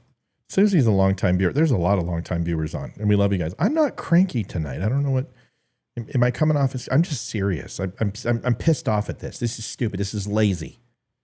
I understand what they're doing, but if they screw up, it's going to get Americans killed. And we're not talking about some dealer popping an innocent bystander, okay, which is also tragic. But you're talking about a catastrophic event. And I'm sorry, I'm not going to risk my wife or my kids so the FBI can catch somebody in an easier fashion because Joe Biden didn't do his fucking job. I'm sorry. I can't deal with it. I just can't. You know what I'm saying? Yes. Thomas, did you mean to do that twice?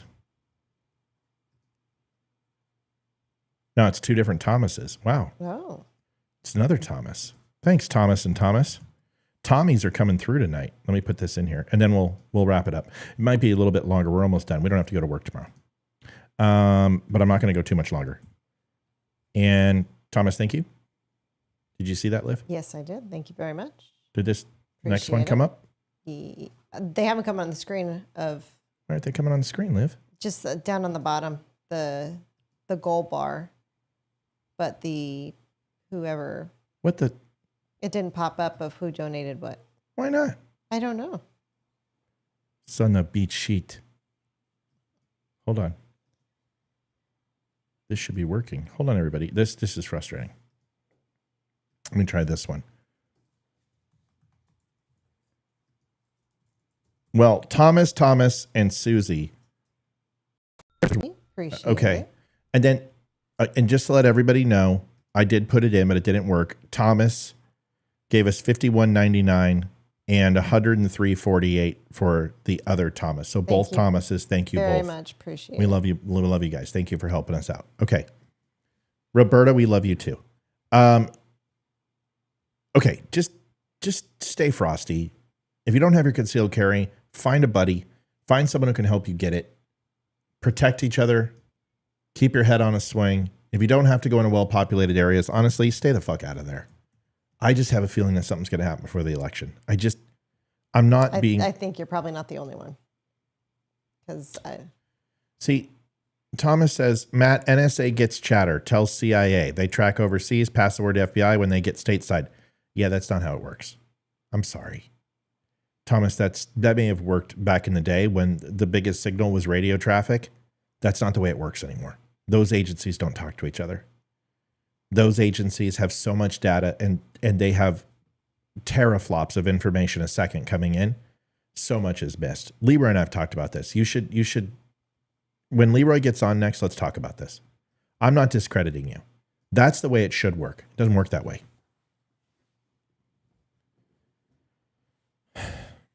Since when is the FBI responsible for the border? Since when is the FBI responsible for tracking international terrorism inside the United States? International terrorists. This is not an accurate representation of what's supposed to take place. You have the FBI doing things with the assistance of the CIA. There's absolutely no doubt in my mind. There's no doubt in my mind that CIA is actively working in the United States. Okay? But we need to get Leroy on here so he can talk to you about how ill-effective our intelligence apparatus is for interagency cooperation, because it's bad. All right, let's get to it real quick. Liv, this you'll like this. We are going to go a little long, so our Spreely and our Wimkin viewers, you get some bonus time. Lucky you. And folks, thanks for the donations. That helps. It really does. It's been rough. I mean, you guys got to understand it. Slow couple of weeks or slow couple of days. Yeah, it's just and this keeps the show and the lights on, folks. I know I don't want you guys to feel responsible. You have to carry the show, but if you can help us out. It makes a difference. Every dollar helps. It's just the way it is. It's we work hard for our money. We work hard for our honey. We work hard for our money. Do. So hard for our money. That's not how it goes. So hard for it, honey. I don't know. I was like 2 when that song came out. When you worked the streets, you were 2? That's gross. I said when the song came out. Because that has to be, they pretend that song wasn't about prostitution. That was totally about prostitution. I'm just saying. All right, here we go. Watch this. Here's the video, and then we're going to kick it over to something that honestly, I really want to get. This is going to fire off some good conversation. Here's this. And the FBI and the Department of Homeland Security confirming for us tonight the arrest of those 9 suspected terrorists in a sting operation that happened in recent days across the country. Denise says mostly CIA and FBI work in multiple agencies. They do work together. That wasn't the comment. We know they work together. And I explained that earlier, is that the FBI, CIA cannot work in the United States without an attached agency that is authorized to work in the United States, whether that be the FBI, whether that be the ATF, whether that be another 3-letter agency. So you're absolutely right with what you just said, and I did say that earlier. Our point is that something happens from the NSA. They pick up a flash traffic from one spot. NSA goes ahead and tells the CIA. The CIA goes ahead and notifies the FBI and Department of Homeland Security. And then the Border Patrol's contacted. And then the FBI picks them up. That right there is a pipe dream. That's a fucking pipe dream. Because not only do you have to do that once successfully, with the amount of traffic coming over the border in the millions, you have to do that perfectly every second of the day that it happens. Do you understand? So to assume that type of message traffic is being processed, disseminated, briefed, and acted upon is a pipe dream. You're talking about someone who's done it professionally, okay? And that's when there were maybe 7 or 8 sources of communication on the planet that were effective, that could handle that bandwidth. With other people from the 50s and 60s, you're talking 3 forms of communication. Now you have thousands of different levels of communication. You have cell phone, you have applications, you have video game systems. You have an infinite amount of possibilities of levels of communication. You have people who are using satellites to communicate on. Old school satellite, analog based information coming from radio antennas. You have all sorts of apparatuses to communicate on, and to assume that the NSA and ONI are capable of categorically indexing all of that information and disseminating it fast enough as it's coming in is a pipe dream. It's not happening. So that was my point. Your point is well taken. Yes, interagency communication does take place, but not at that level. Because anybody who's worked intel knows that that's not true. I can't tell you how many times that we did not get intelligence until after it happened. I can't even tell you something that took place that's a very well-known incident that happened in 1997 that we got intelligence on after it was already over. And I can't even tell you. If Leroy was here, he'd be laughing. laughing because he knows what I'm talking. He would know exactly what I'm talking about. Please understand, most of these entities do not share information to the level that you think. Here's the video. You actually fixed the sound before you even push play. I'm impressed. Fox News Listen, nobody likes a smartass Olivia Spear. Well, reported. Why don't like you tell me? Why don't you go ahead and tell me to go ahead and do something like read the question before I do it, and then blame me when I didn't do it before you said it again? people like you. So. One of those suspected terrorists was arrested right here in Philadelphia. In a joint statement by the Nobody needs to feel bad for not contributing. That is never what we're designing to do. If you can't contribute, share the show, like the show. Go join Wimkin or Spreely or both. Or just whatever. That is enough. It's not always about money, okay?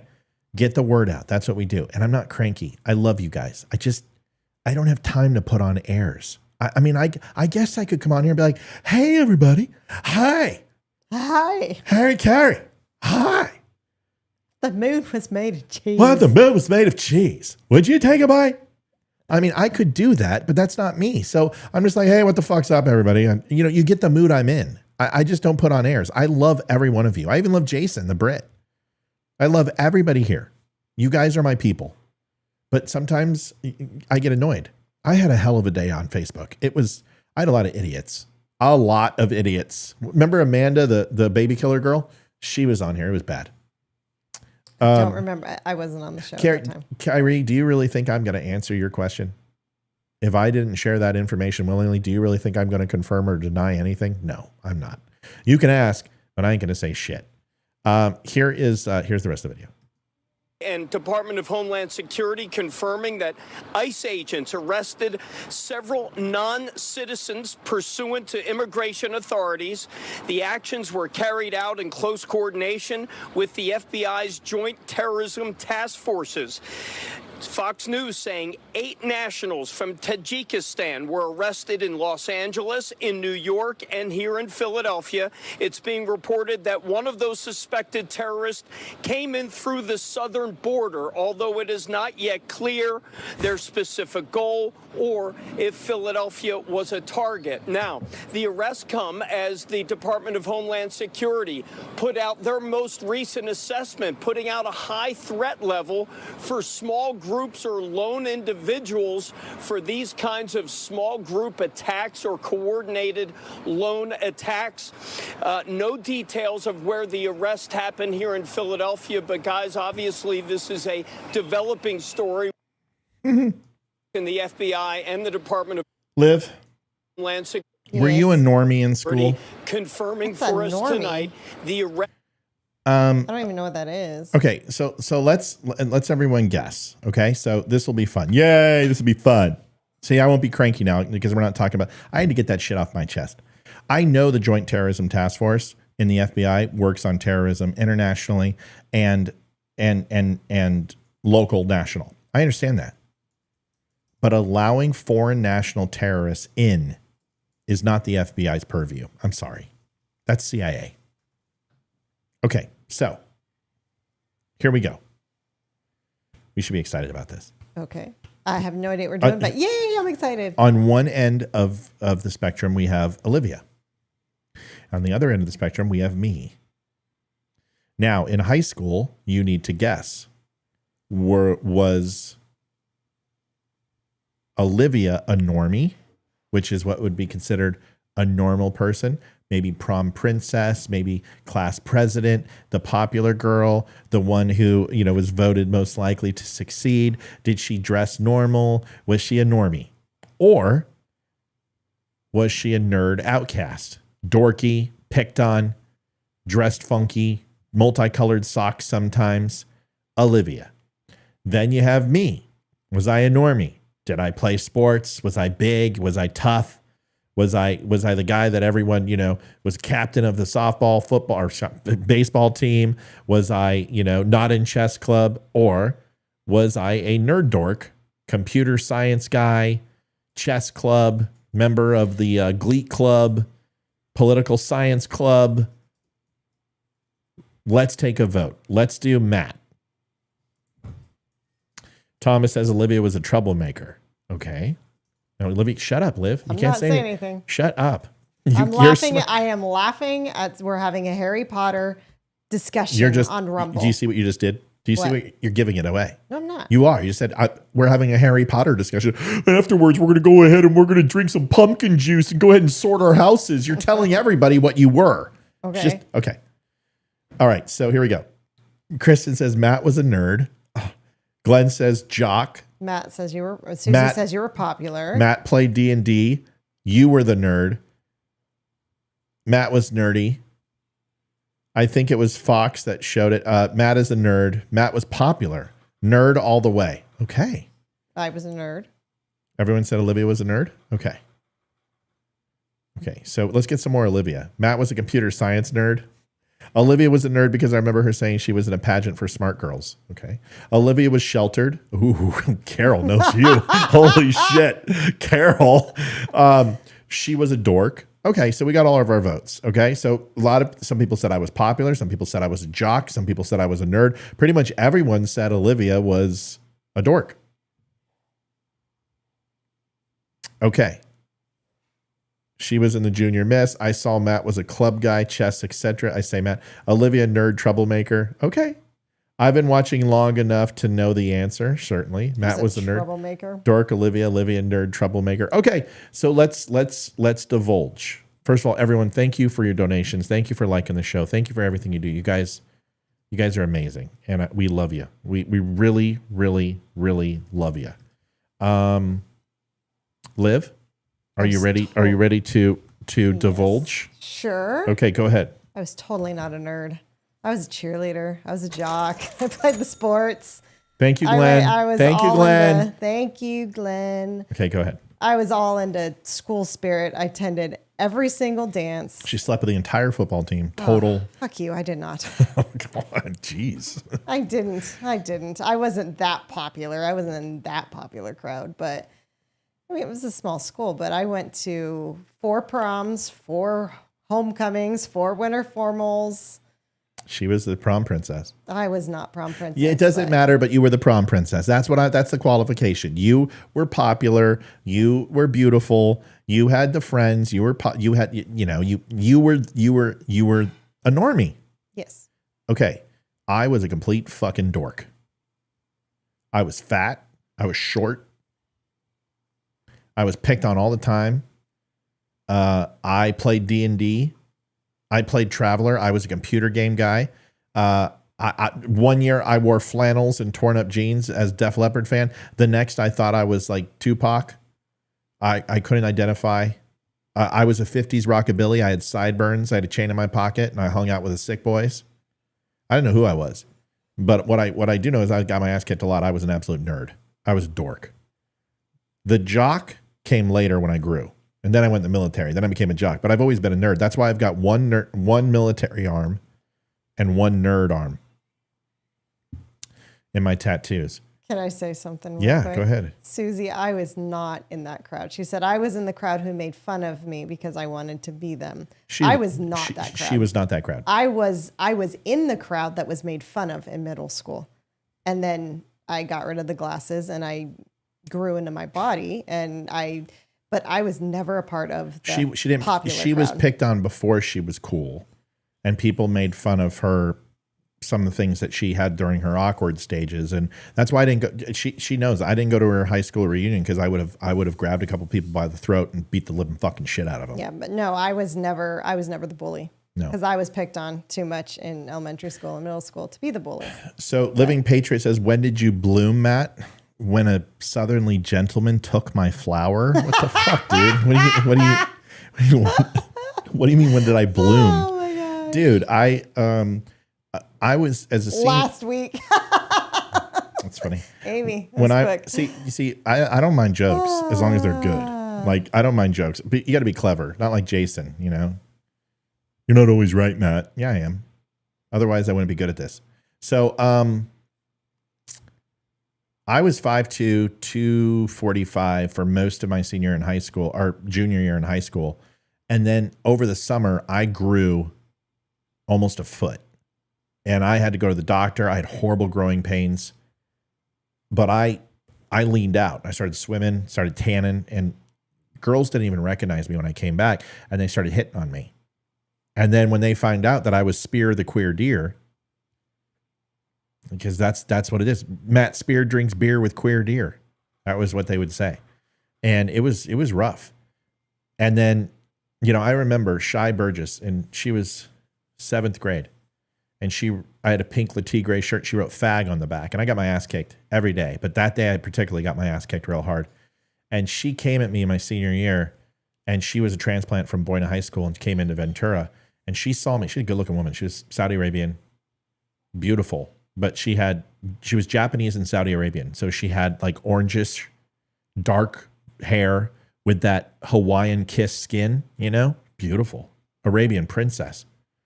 And I was walking down the hall, and I came in. It was like her first day back as a senior. And she looked at me, and I thought she was going to have fucking whiplash. She looked so hard.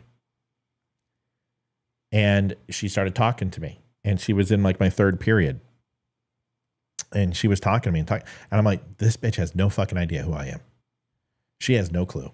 Because I didn't look if I showed you a picture of when I was a junior, and then I showed you a senior, you'd be like, there's no fucking way. You are not the same person. It was that drastic of a change. My bones chiseled out. I became a rail. I was tan. I had longer hair. I looked like a surfer. I just did not look the same from that nerdy kid. Anyway, so she would call me on the phone, and the whole time I knew who she was. And I became friends with a guy named Steve Sparks, and he was really popular as a black kid, and he had clout with the gangs. And he kind of protected me during my senior year. And he would talk to me on the phone and all this other stuff, and I could tell she was interested. And then we started talking about stories. She started talking about getting picked on, and she starts talking about 5th grade. Now people were so mean to her because she has a cleft foot, and they would make fun of her and call her a horse and buck teeth. And I was like, God, it's horrible. And she goes, yeah. And I go, God, you know, there was, I once was made fun of so poorly and mercifully in school. And when I was at 7th grade, I went by Matthew was my name. But I went by Matt later in my senior year. And this was only a few days of talking. So she didn't even know my last name. And she goes, where'd you go? I was like, Anacapa. She goes, oh, you went to Anacapa? I went to Anacapa. I'm like, oh, yeah? She's like, what class did you have? I'm like, Miss Fouch. She goes, I had Miss Fouch. She's like, no way. I said, yeah, way. It's like, what's your last name? And I said, Spear the queer deer. And she's like, oh, my God. And I said, fucking yeah. Oh, my fucking God, Shy Burgess. And we wound up becoming really good friends. But I was the nerd. I mean, that's who I was. And then I literally paid back everybody I possibly could once I got out of the military, because I went back to my hometown and found a few of my old bullies. But yeah, I was the nerd. So the reason I post a picture of you your senior year. I'll find some. Yeah, I'll find some. So needless to say, I don't pick on people, and I don't like I don't like, some people seen sports here. I really don't like talking shit. I make fun of Canada, but like I've told people I don't like Jason Wixom, who I adore. I just said, I called him one day. I'm like, dude, I'm sorry I got snappy with you. I just don't like talking shit to people. I don't like confrontation, surprisingly enough. I'm just really good at it. I don't like it. I really don't like it. I'm just good at it. And I'm not afraid of saying anything to anybody anymore, because ultimately, even if you kick my ass, you're still wrong, right? So here's the reason, because I'm going to show you a video of somebody, and I really want you all to think about this, because this is pretty interesting. There's some language in this, so I want to apologize, but I want you to listen to this girl's take, and the entire world is melting down over this video. And I want you to really listen because I just want to hear what perspective you have. So we're going to get Olivia's perspective, who's the normie, and you're going to get my perspective, which is the nerd. But then I became a normie later in life, and now I'm just like a jock herd.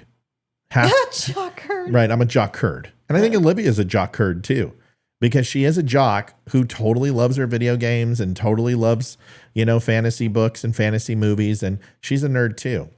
Listen to this and tell me what you think, okay? Like I said, there's some language. Don't be too offended. Here it is.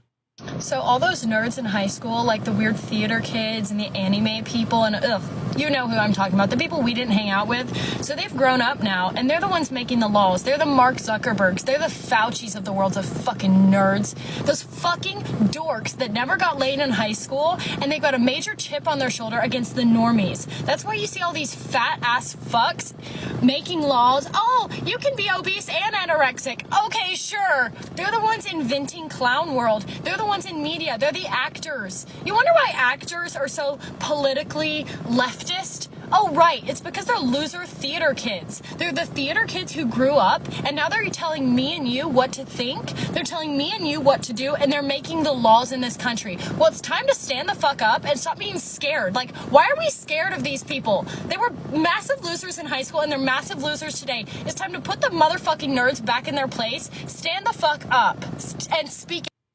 So all those nerds in high school. All right. So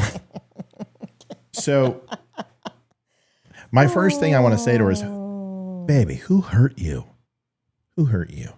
What do you think? What's your first reaction to that video? Because I had a couple reactions to it. My first reaction is, what a fucking bitch. That is my first reaction. Okay. And she freaking, I guarantee she was probably homecoming queen. I guarantee she was probably prom queen. Okay. And she peaked in freaking high school and has done nothing since. Wow. And I guarantee her high school life was the highlight of her life, and college couldn't compare, because she went to some high school where she was top dog and she was the shit, and all the boys loved her and all the girls wanted to be her, and it was like Mean Girls. And then she went to college and she wasn't that. Yeah, she couldn't fuck her way through life. The boys didn't pay attention to her in college. She gained like 10 pounds. And she gained the freshman 30 probably. And now she's lost it all again. But she peaked in high school, and now she's pissed because she's not going anywhere, because she isn't making money working at the freaking Dairy Queen in the mall. You go. That's my opinion. And what a bitch, man. Horrible. I would love to see her in person, have a conversation face to face.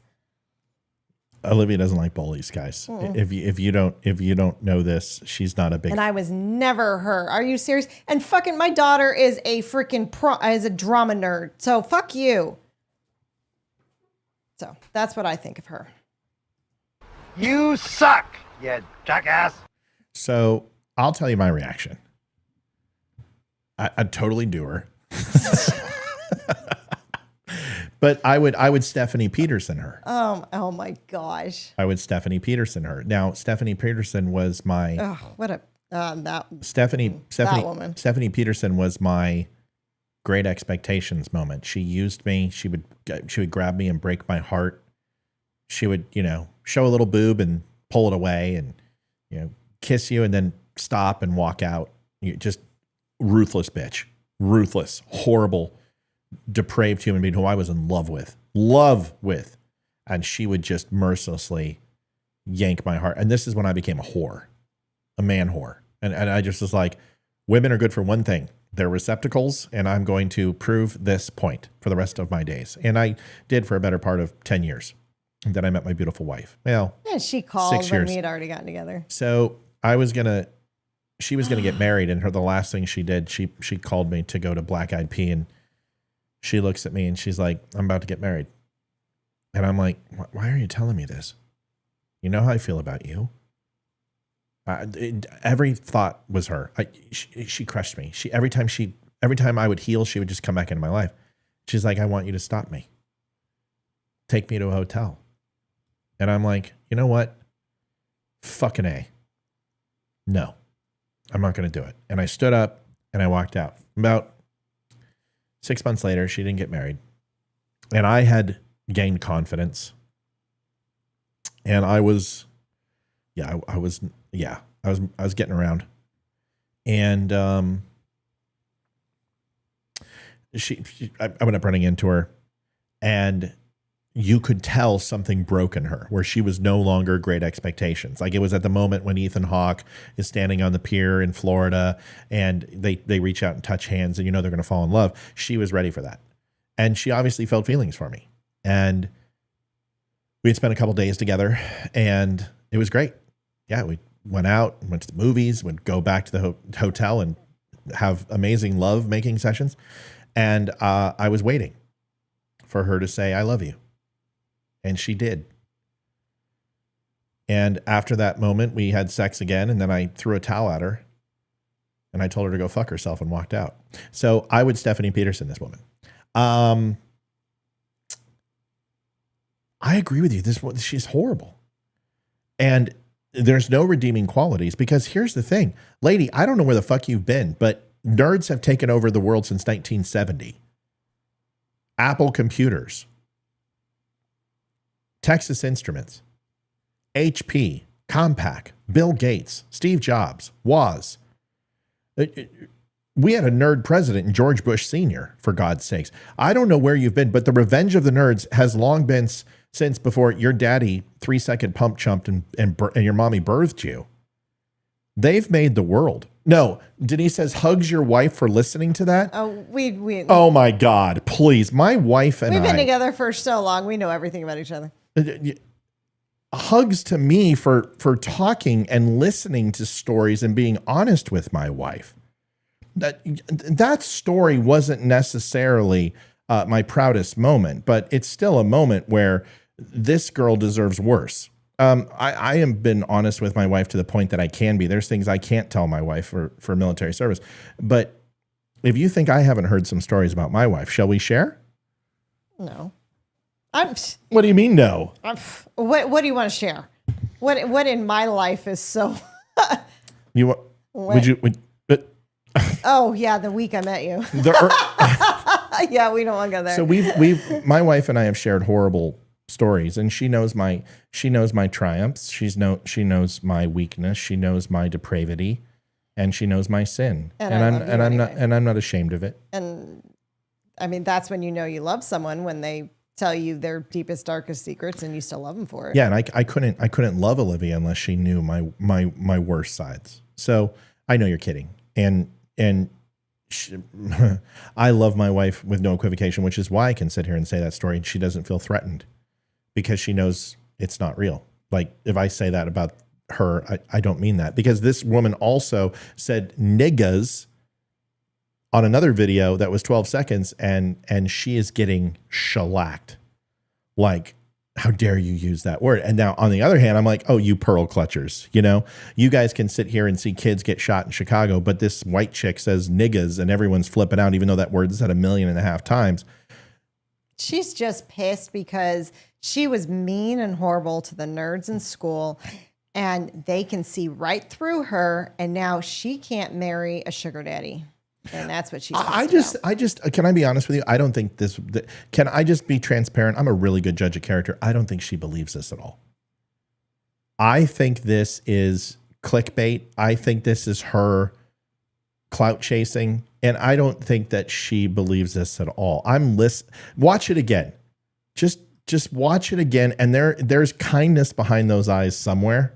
And I want you to really listen to it again, because I watched it a second. Maybe in her whispering eye, but I don't know about her real eyes. How dare you say that with me standing right here, Liv? Denise, can you please give me some comforting? Can you call me and give me a safe space? Because my wife saying the whispering eye was very troubling. Here it is. So all those nerds in high school, like the weird theater kids and the... Hey, we are going to lose you on Wimkin and Spreely TV. God bless you. Thank you for being on here tonight. Thanks for watching our show. We appreciate you. We'll see you guys tomorrow night. We'll be back at 7 o'clock on Spreely and Wimkin. We're going to continue on Facebook and other places if you want to stop by. Otherwise, we got to go. We love you. We see you soon. But for those other people, keep watching. Just watch it. Just watch it now and take away all preconceived notions and tell me what you think. So all those nerds in high school, like the weird theater kids and the anime people, and you know who I'm talking about, the people we didn't hang out with. So they've grown up now, and they're the ones making the laws. They're the Mark Zuckerbergs. They're the Faucis of the world of fucking nerds. Those fucking dorks that never got laid in high school, and they've got a major chip on their shoulder against the normies. That's why you see all these fat-ass fucks making laws. Oh, you can be obese and anorexic. Okay, sure. They're the ones inventing clown world. They're the ones in media. They're the actors. You wonder why actors are so politically leftist? Oh, right. It's because they're loser theater kids. They're the theater kids who grew up, and now they're telling me and you what to think. They're telling me and you what to do, and they're making the laws in this country. Well, it's time to stand the fuck up and stop being scared. Like, why are we scared of these people? They were massive losers in high school, and they're massive losers today. It's time to put the motherfucking nerds back in their place. Stand the fuck. I'm just kidding. There's no redeeming quality about that woman whatsoever. No, she believes every single word she's saying. Yeah, this is a person who did most of her high school curriculum I on her guarantee back. she probably went through the football team, the baseball team, and half the basketball team. Yeah, she's a horrible. Maybe some even track and field. She's a horrible human being. So let's do this. And lacrosse. Let's do this. Let's go ahead and we're going to do rate the lie. By the way, Russia is not invading the United States. Cuba is totally normal. Everyone relax, okay? Relax. Kevin Spacey, we're going to get to tomorrow, but I do have a video to end on, which is Joe Biden, and I want you to watch this. Biden talks gun safety. Point the errors and count them, and the gaffes, okay? Because this is ridiculous. So errors on one hand and gaffes on another? Just count everything that's just stupid that this guy says. Are so damn important. We need you. We need you to overcome the unrelenting opposition of the gun lobby, gun manufacturers, so many politicians when they oppose common sense gun legislation. I used to be a law, when I was no longer the vice president, I became a professor at the University of Pennsylvania. Before that, I taught a constitutional law class, and so I taught the Second Amendment. There's never been a time that says you can own anything you want. There never. You couldn't own a cannon during the Civil War. No, I'm serious. Think about it. How many times have you heard this phrase? The blood of liberty. Wash your dough. Give me a break. No, I mean it, seriously. And by the way, if they want to think to take on government if we get out of line, which they're talking again about, well, guess what? They need F-15s. They don't need. They're so damn important. Holy shit. We need you. We need you to overcome the unrelenting opposition. No, he wasn't a professor. So many politicians the guy, when they oppose common sense gun legislation. Hold on. Shut up, Joe. I used to be a law. Seriously, you know you weren't, you dumb dick. Okay. How many did you count?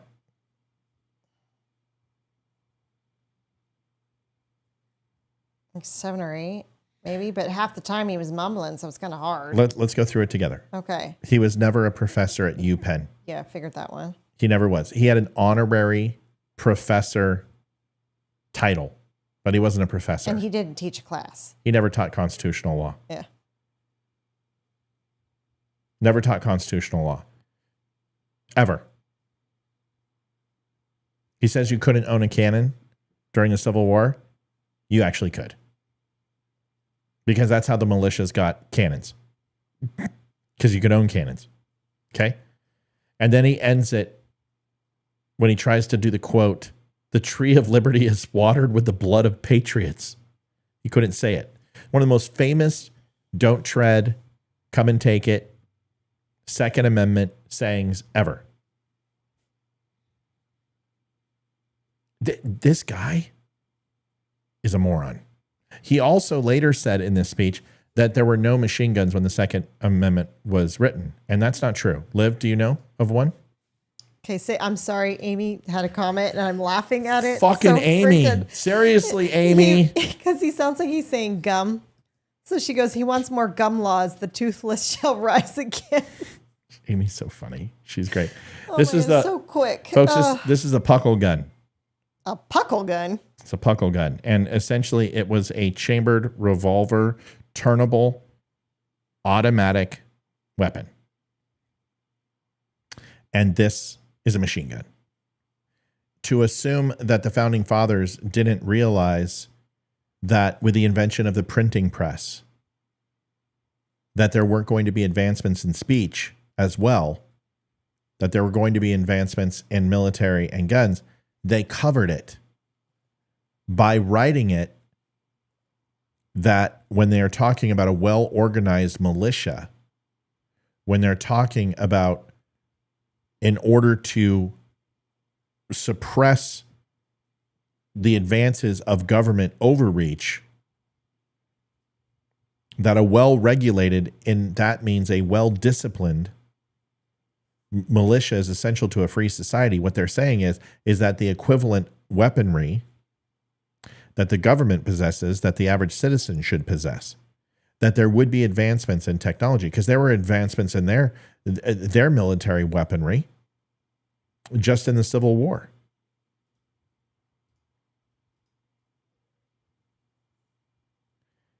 So he also said something else, that there are magazines that will hold 200 shells. Yeah, I heard that one.